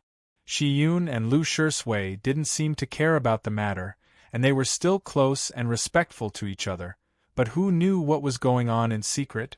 Buchioshiao couldn't do anything about it now. If Shiyun had sent Lu Shui to attend the ceremony of Aoyama, was he trying to express his intention by doing so? No matter what was on their minds, the ceremony of Aoyama had to go on. The leader of Ozawa, as the representative of the cultivation circle, delivered a speech. But nobody thought it was flattering. It was because the target of the speech was Jingjiu. The speech, which looked like a history book, danced around Tianguang Peak like the flowers, stirring up the threads in the ocean of clouds. Looking at the man in white clothing on the peak top, the people had a complicated feeling, including admiration and awe, but mostly bewilderment. Even though this man in white lived another life, he was still the most outstanding figure in Chaotian, and he was still the immortal Jingyang. Of course, he had changed a little. The immortal Jingyang didn't care about the affairs of the world back then. He lived in seclusion on Shinma Peak all year round, and didn't leave any disciples behind. In this life, Jingjiu was still very lazy, but he did a lot of things and took in a lot of disciples. Zhao Leo was a powerful swordsman in the peak of the Broken Sea state. Judging from the energy of Lu Shui, he was not weaker than her. Zhuoruzhui was not his disciple, but he was deeply influenced by him. Gu Qing and Yuan Chu were already important figures in Aoyama and even the imperial court. Ping Yongka was already the master of Yunqing Peak. In addition, there was Cain Yang from the Mirror sect and the queen of the underworld whom everyone knew but dared not mention. Not to mention the Guoqing Temple and Shui Yu nunnery's foreign aid. Under the gazes of the people with mixed emotions, the Ozawa order finished reading the eulogy. More than 10 eminent monks from the Guoqing Temple stepped forward and used the dew from the stone pagoda as a net for Jingjiu. Then, the representatives of the various sects presented their gift. The divine Emperor Jing Yao presented the gifts in person. Yuan Chu was the chief supervisor of the inauguration of the sect leader. He knew Jingjiu's temperament well, so he simplified the process as much as possible. He cancelled all the singing and sword performance in the sect rules, but the process still lasted for a long time. By then, the sun was in the middle of the sky. Separated by the great formation of Aoyama, it did not feel hot, but only splendid. Guangyu and Jinren walked to the front of the stone tablet and read the edict left by the immortal Lu Ci again. Then, it was the last part. Jingjiu only needed to take out the inherited heaven sword and accept the worship of the elders and disciples of the 9 peaks of Aoyama. Then he would officially become the immortal sect leader of Aoyama. Lifting the sword was a simple action. Even a 3-year-old mortal could do it. But the atmosphere on the top of Tianguang Peak became solemn. Over 100 years ago, Jingjiu was forced to leave Aoyama because he was unwilling to take out the inherited heaven sword. What about today? At that time, Jingjiu was in the Broken Sea state. If he took out the inherited heaven sword, it might be snatched away. Taiping Jinren wanted to subdue him with the inherited heaven sword, so he had to play it safe. Now he was a figure in the heavenly arrival state. After defeating Fang Jingtian, many people thought he was already in the upper level of the heavenly arrival state. He would soon be on an equal footing with the Broadsword King and the Immortal Tan and the Immortal Bai. And with the help of the sword formation of Aoyama, he had nothing to worry about. Jingju paid no attention to the gazes on him. He walked to the front of the hut, turned around and sat on a chair. The chair did not move an inch. Zhao Liu, Lu Shui, and the others stood behind the chair. I repaired this chair myself. What do you think? Is it sturdy? Zhuoruzhui said proudly, standing side by side with Gu Qing. Gu Qing looked at him and said with a smile, I heard that it was you who broke the chair in the first place. Nobody heard their conversation, because everybody's attention was focused on Jingjiu. This chair was the seat of the sect master of Aoyama. Sitting on this chair was a very symbolic and important action. Yet, Jingjiu did it so casually. It was like sitting on the bamboo chair as usual. It was like sitting on the sword of the universe. It was like lying in the horse-drawn carriage of the Gu clan. It was like bickering with Lu Xi. It was like staring at Yuan Qijing. It was like holding Lian Sanyue's hand. Jingjiu remained silent while looking at the horizon. It was quiet on the top of Tianguang Peak. Nobody spoke a word. An icicle fell down from the manor cave on the distant Shanghai Peak and broke into pieces on the ground. The sound was not loud, startling many people. Jingjiu pulled back his gaze and took out an object backhandedly. The sunlight shone on his right hand. The inherited heaven sword was indeed not a sword. It was a sheath. The ancient patterns were engraved on the sheath. The mouth of the silent and dark scabbard faintly exuded an extremely faint but extremely profound sword essence. Jingjiu's hand holding the sheath of the inherited heaven sword was steady, not trembling at all. Everybody was aware that he would never let go of it, no matter whether it was the sheath of the inherited heaven sword or this Aoyama. Guang Yuan Zhenren bowed down to the ground slowly. Nan Wang bowed down to the ground. Zhao Liu bowed down to the ground. Chen Yutian bowed down to the ground. Gu Qing bowed down to the ground. All the disciples of Aoyama bowed down to the ground. The ripples of the sword wills could be vaguely felt on the distant sword peak. The clouds and fog had gradually dispersed. It seemed that the magnificent scene of tens of thousands of swords greeting each other would occur soon. The green curtain moved slightly. Shuiyu Nunnery sat inside, bowing slightly. A dozen highly achieved monks of the Guoqing temple chanted the name of Buddha and bowed with pressed palms. The cultivation practitioners of various sects either knelt down on the ground or bowed to the ground. Even the Immortal Tan and Bai Zhenren in the fog bowed slightly. All of them bowed to Jingjiu.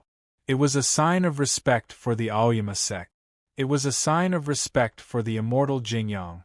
And it was a sign of respect for the cultivation practitioners in Chaotian for the Tao. However, one person on the top of Tianguang Peak didn't move. He was the least likely person to do so. All the cultivation practitioners knew that he was brought to Aoyama by Jingjiu from that small village, and he was willing to die for Jingjiu. Why did he stand there in silence at such an important moment? Zhao Liu lifted her head to look at that person, the expression in her eyes changing slightly. Guang Yuan Zhenren and Nan Wang looked at that person, their eyes full of incredulity. Countless gazes fell on that person, showing bafflement, shock and bewilderment. The person who didn't move was none other than Lu Shui. As Jingjiu raised the sheath of the inherited heaven sword, he curled up the corners of his mouth, flashing an inexplicable smile. He stood by the chair in silence, not moving an inch. When all the gazes fell on him, he brushed off his cloth and took a step forward. "Let me do it," he said to Jingjiu.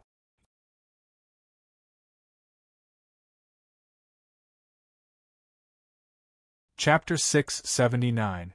More than 100 years ago, a spring rain fell in Chaotian. The inherited heaven sword returned to Aoyama and was inserted into the stone monument, bringing back the will of Lu Xi. As the important figures of the Aoyama sect were arguing, a gust of wind suddenly blew over the peak top, ruffling a white cloth. Under countless gazes, Jingju walked to the front of the stone monument and stood on the shell of the round turtle. He took down the sheath of the inherited heaven sword and walked to the chair, turning around and sitting down. "Let me do it," he said to the others. More than 100 years later, on the top of Tianguang Peak in the same place, someone came to the front of the chair and said something similar, "Let me do it."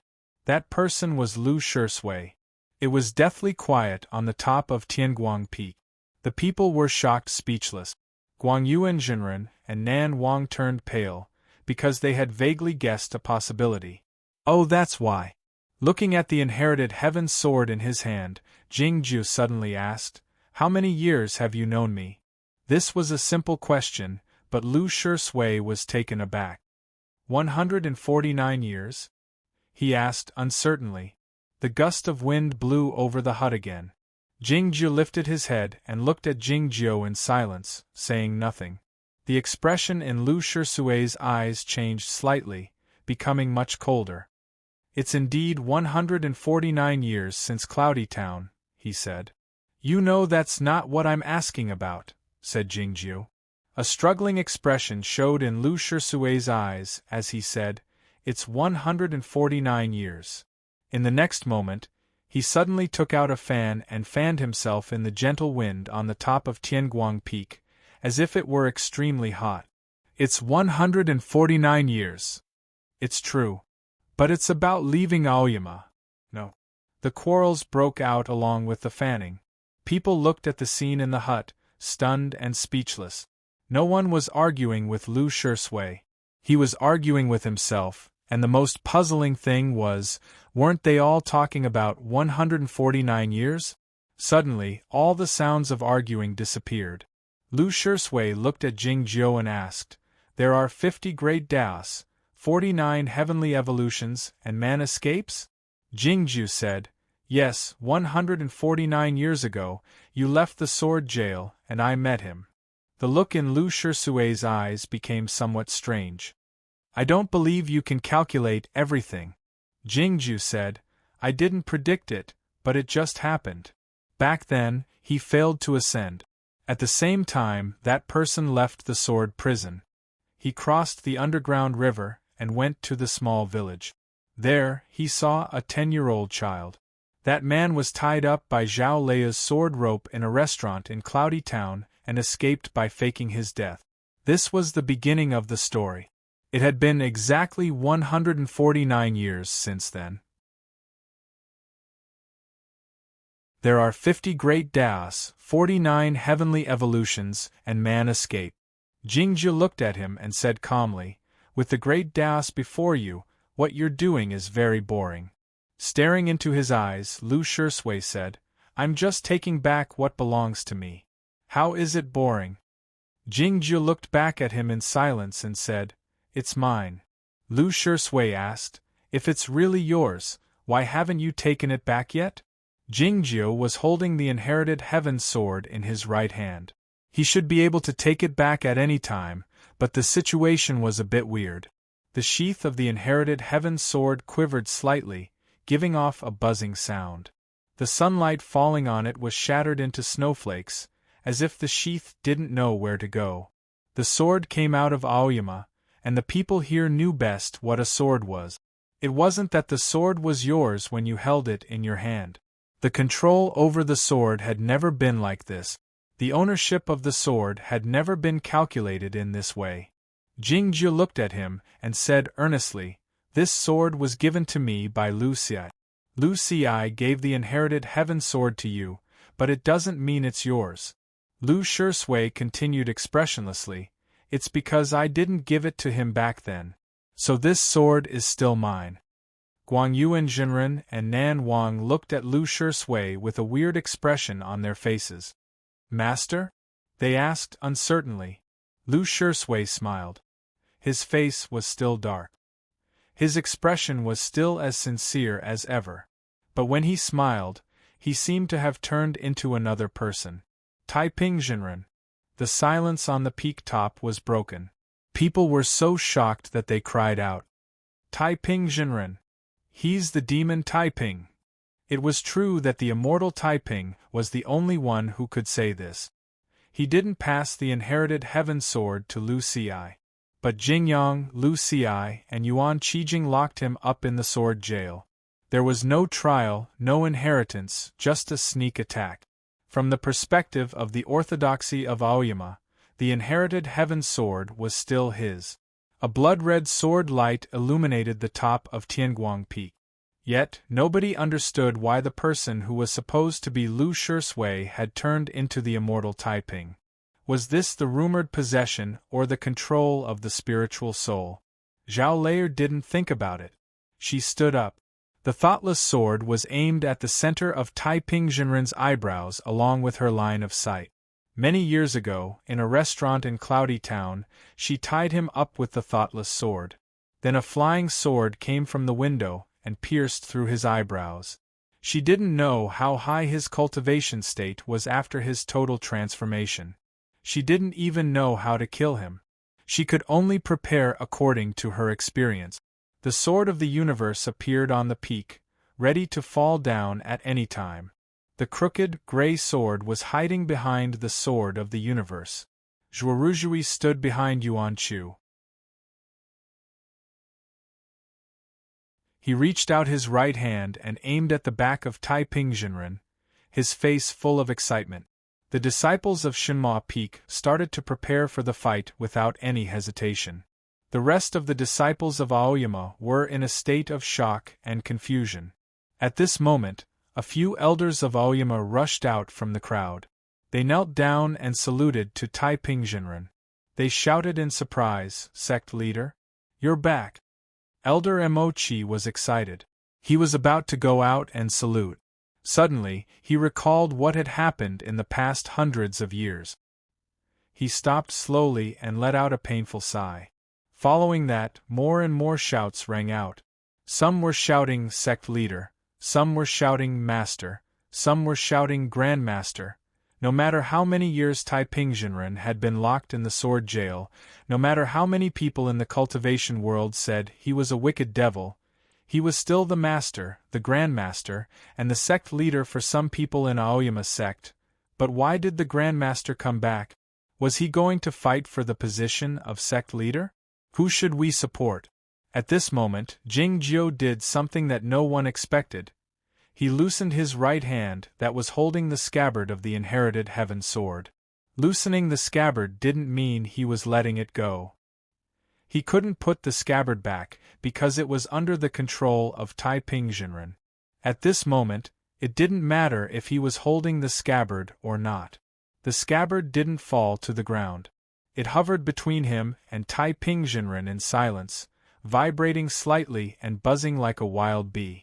Jingju stood up and walked to the edge of the cliff. The scabbard of the inherited heaven sword moved with him. Taiping Jinren also walked to the edge of the cliff. They were several feet away from each other, and they didn't look at each other. The scabbard of the inherited heaven sword was still between them. Guangyuan Jinren and Nan Wang looked at each other, knowing that their master and uncle should have similar control over the scabbard of the inherited heaven sword. Zhao Leu could see more things. She knew that Jingju didn't want them to get involved because their states were too low, or because of some other reason. For example, if they attacked now, they might not be able to kill Taiping Jinren, but they might hurt Lu Shisui, who was possessed by him. She was the one who understood Jingjiu the most, as well as the relationship between him and Lu Shisui.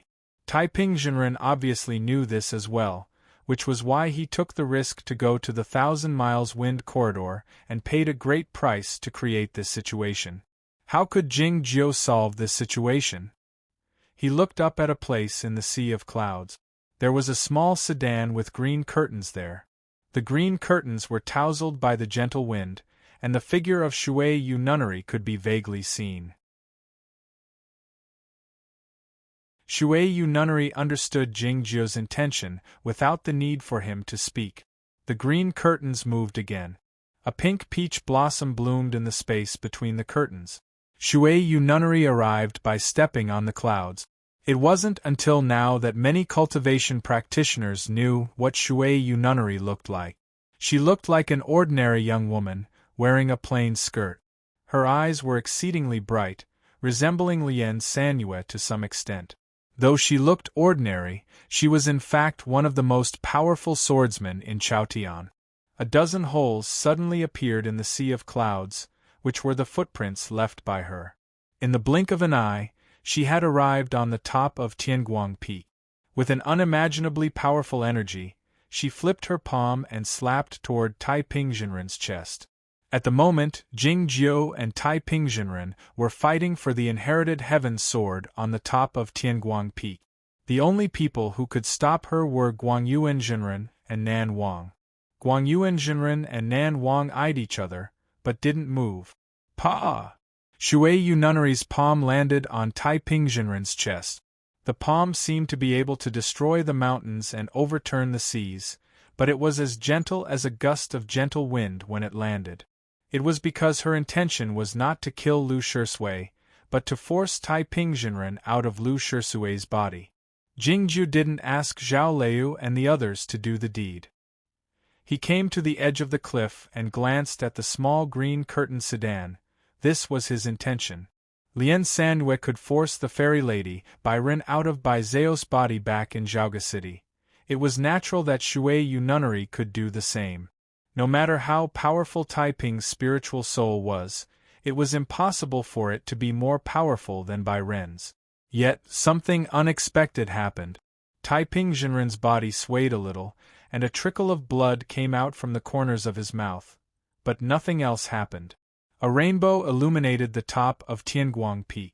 Shui Yu nunnery grunted softly and returned to the small green curtained sedan after turning into a green light. He was wounded a little bit. The surprised screams broke out around Tianguang Peak. The crowd looked at Taiping Jinren with a fearful expression in their eyes.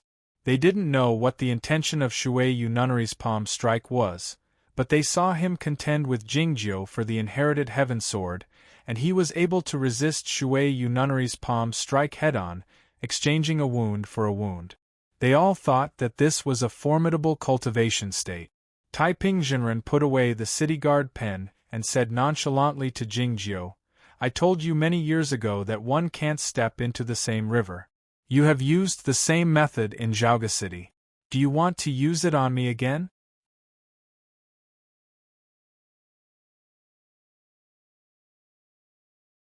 Chapter 680.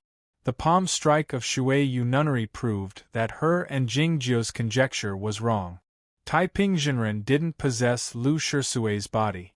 If Lu Shisui didn't possess Lu Shisui's body, why did he become Taiping Jinren? An old and trembling voice broke out in the sky outside the cliff. The two-mind connection? The speaker was a highly achieved monk of the Guoqing Temple. Meanwhile, Jingjiu had also thought of something. Taiping Jinren succeeded in total transformation and became a spiritual being. His two-mind connection grew stronger, but this kind of control could only take effect within a certain distance. Where was he hiding on Lu Shisui's body at the moment? Yamatsai's ability is indeed a bit strange. That lad didn't see through me, but he was somehow alarmed. He asked me to come to Aoyama to ask for your help, but he didn't know that this was also part of my plan. What the immortal Taiping referred to was the meaningful conversation he had with Shiyun. Unfortunately, Shiyun thought that the immortal Taiping had done something to Lu Shisui, but he didn't know that the immortal Taiping had Lu Shisui under his control. As for Xiao He, she was also affected by his spiritual soul. She felt fearful and bewildered subconsciously, but she didn't know the source of those emotions. Jingjiu said, "Shisui has a high talent and a strong will. He has cultivated the righteous energy for more than 100 years, so he won't be controlled by your two-mind connection." Taiping Jinren retorted, "You have calculated everything, but didn't you predict that the devil pill had something wrong with it?" Jingjiu said expressionlessly, "No matter where you are, you have no way to escape as long as you kill him." Taiping Jinren let out a mocking smile, saying, You didn't even want to kill by Zao and Zhaoga City, let alone this little guy. Having said that, he wiped the blood from the corners of his mouth. Smelling the scent drifting in the wind, Jing Jiu exclaimed, "The heavenly pill? The seven-leaf lotus?" Tai Pingzhenren said with a smile, "You are indeed the one who understands me the best." Jing Jiu said, "I've read the notes you left behind." Hearing this conversation, the immortal Guang Yuan and two experienced elders of Shiyue Peak had their expressions changed abruptly, let alone the others. Tai Pingzhenren said, "You know I don't care about the life or death of this body, so you don't have to tell me about the harm caused by the sky-mending pill and the seven-leaf lotus." As expected, Jing Jiu stopped talking. He suddenly flipped his right hand and pointed it at the sky. The inherited heaven sword, which had been shaking non-stop, suddenly stopped and became unusually bright. The faint sword will at the mouth of the scabbard floated up and shot out like raindrops, piercing through the great array of Aoyama and leaving a dozen holes in the high sky. The positions of those holes were extremely high, reaching the emptiness realm. There was a faint blue and crimson color in the holes. It could be the thunderstorms in the Thunder Dominion. Tai Pingzhenren flexed his fingers. The inherited heaven sword started shaking again, more violently than before, as if it was struggling. The sword will leaking out from the mouth of the scabbard was like the willow branches in the 1,000-mile wind corridor, drifting in disarray, unable to hold on any longer. The great array of Aoyama was shut down soundlessly, and the strange phenomenon in the Thunder Dominion in the high sky disappeared. All of a sudden, the sword bracelet on his wrist turned into a sharp small sword with a crisp sound, thrusting toward the center of Tai Pingzhenren's brows. From Yamatsai to the top of Tianguang Peak, the lone sword had been silent the entire time, as if it had surrendered. It wasn't until now that it had awakened a trace of spiritual awareness in Lu Shisui and launched a sneak attack. Besides the all-in-one, the lone sword was the most powerful and sharpest fairy sword in Aoyama. It was unimaginably powerful when it struck with all its might. However, with a buzzing sound, the lone sword halted in front of Tai Pingzhenren's eyes, unable to move an inch forward. A trace of coldness appeared in Tai Pingzhenren's eyes. He pinched the lone sword with 2 fingers and flicked it angrily. The lone sword turned into a beam of sword light and flew toward the sword peak in the distance. With a crack, it drilled deep into the cliff, and no one knew when it would come out again. The fog on Yunxing Peak had dissipated a lot. Many flying swords poked their heads out of the cliff, and some even flew into the sky. They were summoned by the scabbard of the inherited heaven sword and were ready to pay homage to the new leader of Aoyama. No one had expected such a drastic change. These flying swords had no spiritual awareness, and could only act according to their sword will. All of a sudden, a tiny hole appeared in the cliff at the top of the peak. It was left by the lone sword. The flying swords on the peak seemed to be shaken, and they all flew up. The cliff rocks rustled and fell, stirring up a lot of smoke and dust. A gray flying sword broke through the sky, heading toward Tianguang Peak. Clang! Clang! A pale green flying sword flew over and knocked it to the ground. Soon after, more and more flying swords began to attack each other. It was obvious that some of the flying swords were ready to attack Tianguang Peak, while others were trying to stop them. The sky was filled with the shadows of flying swords, and the sounds of flying swords clashing and chasing each other could be heard everywhere. Countless sword wills scattered in all directions. The iron eagles had long flown far away in fear, while the remaining clouds and fog among the cliffs were cut into pieces and disappeared without a trace. On the cliff at the top of the sword peak, Ping Yongka was still sleeping in the cave. He was the most sensitive to sword wills. Now that the sword wills in the peak were in a mess, his breath was also disturbed. His face turned extremely pale, and blood trickled down from his ears. The chaotic battle of flying swords gradually came to a stop, and then divided into 2 sides. They looked like a still rainstorm in the sky, confronting each other. It was a very mystical scene. Several cold but extremely pure sword wills floated out of the scabbard of the inherited heaven sword, heading toward the peaks of Aoyama. Heaven and earth sensed the sword wills wherever they went. The people on Tianguang Peak sensed the unusual movement on the sword peak, but they could not see the specific scene. Guangyuan Jinren and Nan Wang looked extremely solemn, knowing that the fight between their master and uncle for the inherited heaven sword had reached the most critical moment. It was not until then that they finally confirmed that the pivot of the Aoyama sword formation was the inherited heaven sword. No wonder the rules of Aoyama clearly stated that only those with the inherited heaven sword were qualified to be the leader of Aoyama. Then what was the all-in-one? Could it be the source of the Aoyama sword formation? How did Yuan Qijing control the Aoyama sword formation when the inherited heaven sword was not around? The ocean of clouds in front of the cliff of Tianguang Peak rippled violently, and the color of the clouds darkened. In an instant, countless water droplets condensed and shot out. A rainstorm rushed toward Jingjiu and Taipingjinren at the edge of the cliff. No! Guangyuan Jinren looked at a certain spot on the peak and shouted. There, Ozawa Ling was wielding a large banner with a solemn expression. The banner seemed to contain endless thunder and lightning, as well as rainwater that poured down like the sea.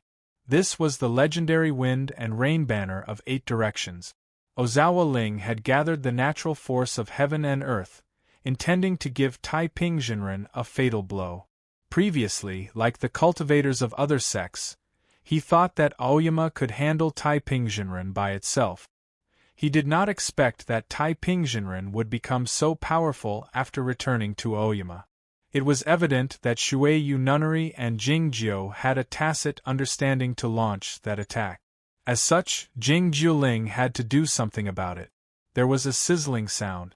The rainstorm suddenly disappeared, and the ocean of clouds was as tranquil as a carpet. Ozawa Ling spat out a mouthful of fresh blood, his face extremely pale. Looking at the wind and rain banner of 8 directions in his hand, he exclaimed in an incredulous and trembling voice, "What is going on?" The immortal Tan helped him up and transferred a wisp of spiritual energy into his body, sighing, "This is the sword formation of Aoyama." Innumerable sword wills appeared by the edge of the cliff. They would be sliced into pieces when the wind blew over. The sword wills would glitter when the sunlight shone on them. These sword wills encircled Jingjiu and Taipingjinren. More precisely, they encircled the 2 of them with the sheath of the inherited heaven sword as the center. In the eyes of the onlookers, they were glowing, emitting countless sword lights. Guangyuan Jinren intended to stop Ozawa Ling earlier, not because he cared about Taipingjinren, but because he was worried that Jingjiu would be wounded. Fighting for the inherited heaven sword was the same as fighting for the ownership of the sword peak and the sword formation of Aoyama. The sword formation of Aoyama originated from the all-in-one. It also meant the control of the all-in-one sword. The swords had risen up, and the sword formation of Aoyama had fallen down, enshrouding Jingjiu and Taipingjinren. It was unclear who would be pierced through by tens of thousands of swords in the end. During this process, the 2 of them were protected by the sword formation of Aoyama and isolated from the real world. Neither the wind and rain banner of Ozawa, nor the magic treasures like the scenic cloud bell could pass through it. Shuiyu Nunnery couldn't do anything about it at the moment. All they could do was wait and see which of the 2 brothers at the edge of the cliff would be the winner. The sword wills increased in number, sharper and more awe-inspiring. The sword lights grew brighter and brighter. Countless cracks appeared on the cliff walls, and the ocean of clouds sank down slowly. The onlookers on the peak couldn't take it anymore. Numerous tears appeared on the clothes of Zhao Leu and the others standing nearby, and some black hair fell down. The chi of heaven and earth became even more chaotic. The great formation of Aoyama showed its true form. A vast and boundless green light covered the peak. Rays of light kept flowing on the surface of the light, and some cracks appeared. A patch of dark clouds suddenly appeared on the top of Bihu Peak in the distance. Thunder and lightning struck down, illuminating the blue lake. Thousands of piles of snow had formed on the lake, looking extremely frightening. A snowstorm suddenly fell on the top of Shangda Peak. A few feet of snow had accumulated on the ground in a dozen seconds. Some pine trees couldn't bear the weight of the snow and broke one after another. Lightning also appeared in the blue sky. The sword wills on Yunxing Peak became even more awe-inspiring and chaotic, and the cliffs kept collapsing.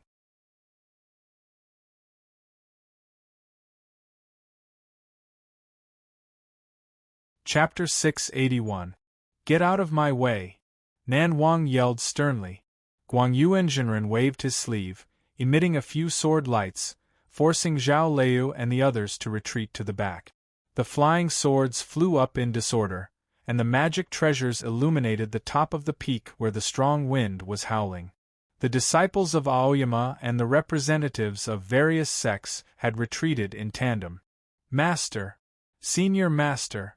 If you keep fighting like this, the great formation of Aoyama will collapse. Guang Yuanzhenren held his right hand in front of him, blocking the whistling wind and the dreadful sword wills with his fiery sword wills as he yelled at the two people by the cliff's edge. I don't care. A cold and aloof smile appeared on Lu Shirsui's dark face, as if he didn't care about life and death. It looked a bit odd. What about you? You don't care either, do you?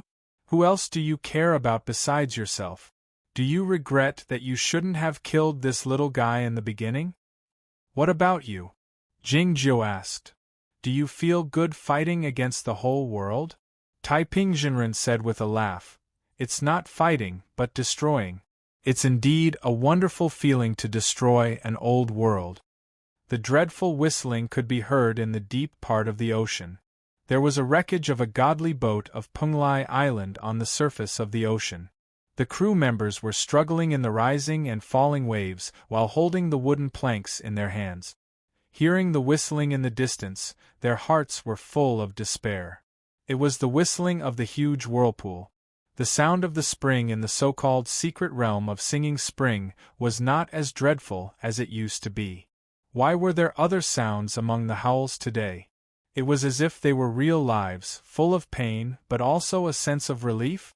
The crew members were swallowed by the huge waves and fell into the bottomless abyss before they could come up with such a thought. The godly boat of Penglai Island was unlucky enough to become a part of the blood sacrifice of Taiping Jinren. Those demons summoned by the Dark Phoenix from all over the world had known their fate from the very beginning. Some demon beasts with higher spiritual awareness had tried to struggle for survival, but they couldn't resist the imprints that the underworld had branded in their souls. Therefore, they could only watch helplessly as they were sucked into the huge whirlpool. The huge dace devils, the swallowing boat monsters and the strange demons that the humans in Chaotian had never seen before showed themselves in the ocean, roaring as they dashed to the sky outside the cliff. But they couldn't fall into the deep part of the whirlpool. They began to disintegrate on the way down, spitting out fresh blood and turning into puffs of bloody mist in the end. The demon beasts' howls of pain and despair even drowned out the sound of the huge whirlpool. The bloody mist was not washed away by the violent seawater. It gradually condensed in the air. Countless droplets of blood connected and drew complicated patterns in the sky above the great maelstrom. Then, they formed a complicated, three-dimensional diagram. If Ko Qingtong were still alive, he would be able to recognize that this was the heavenly slaying formation that the bloody demon church had tried to deploy for many years but couldn't because of the insufficient number of blood sacrifices. On the other side of the distant ocean, the giant who had just woken up heard those sounds again, a worried expression showing in his eyes. He picked up a wooden stick and walked toward the ocean, ignoring the curses of the spirits who had been woken up. The giant was very tall, as if his head could reach the sky. He could cover a few miles with one stride, but his body was too heavy and his pace was too slow. It was unclear how long it would take for him to reach the huge whirlpool. Seeing the huge figure disappearing into the ocean, The spirits stopped cursing and put down the long spears and bows in their hands, at a loss for what to do next. All of a sudden, an old female spirit flew out from the deep end of the forest and screamed something in a hurried tone that sounded like a curse. The spirits showed a terrified expression on their faces as they flew toward the other side of the mountain. The heavenly slaying formation couldn't kill all the people in the world. It was because even the evil bloody demon church hadn't thought of doing such a thing. According to Tai Pingzhenren's plan, the purpose of this formation was to shake the power of heaven and earth in the huge whirlpool and change the natural passage created by heaven and earth, changing the direction of the endless seawater flowing toward the abyss and coming out from another huge whirlpool in the northernmost part of the great maelstrom. He intended to lead the seawater to the underworld. There was no sun in the underworld, so it was dark and monotonous. The underworld river, which was flowing slowly and exuding light and heat, was the most conspicuous existence in the underworld. The war here had come to an end. The army of the underworld loyal to the Grand Priest was besieged by the army of the underworld capital on both sides of the underworld river. Though they had no way out, they had displayed an unimaginable fighting prowess. If the underworld capital intended to attack the underworld river forcefully and wipe out more than 100,000 loyal subordinates of the Grand Priest, they would have to pay a hefty price. There was a stone platform on a high mountain. The underworld master stood by the cliff's edge, looking at the distant underworld river in silence. The blue cloth he wore was as eye-catching as the underworld river. Of course, fewer soldiers will die if we continue to besiege the underworld river, but it will consume a great deal of energy. More importantly, the situation in the underworld capital will be unstable. Ahem, Tong Yen covered her mouth with her fist and continued after coughing twice. I still think we should attack the underworld capital by force. You have to find a suitable reason to convince me. The underworld master said with a faint smile. I didn't want to explain it to you a few days ago because I didn't know if the scene I had imagined would happen. The reason I invited you here today is to ask you to be my witness. Tong Yen suddenly sensed something unusual. She followed the line of sight of the underworld master and saw a crack suddenly appeared in the dark sky. Boom, boom, boom, boom. It seemed that the underworld had never heard the thunder before. What came down from the sky was not the thunder and lightning, but a great amount of seawater. The blue seawater looked like a huge blue light pillar under the gloomy glow, descending violently from the sky and heading toward the ground. Seeing this, Tong Yan's face turned pale, and she exclaimed in a hoarse voice, "What is going on?" The people in the underworld had never seen the ocean before. They had only heard about it in the legends of the human world, so they couldn't associate the things falling down from the sky with the seawater. Yet, the Grand Priest had seen the seawater before. "Has the sky been broken?"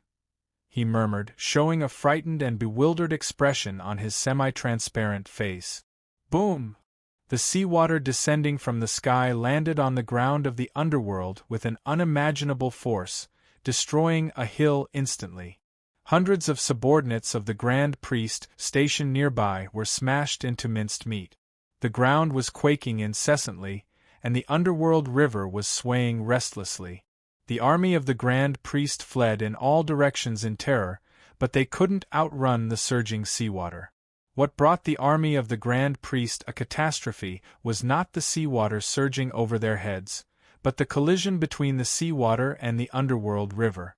Along with countless sizzling sounds, the seawater gushed into the underworld river and was instantly set ablaze, turning into an unimaginable ocean of fire. Those soldiers of the underworld, who had luckily escaped the impact of the seawater, had all died in this ocean of fire. "What the hell is going on?"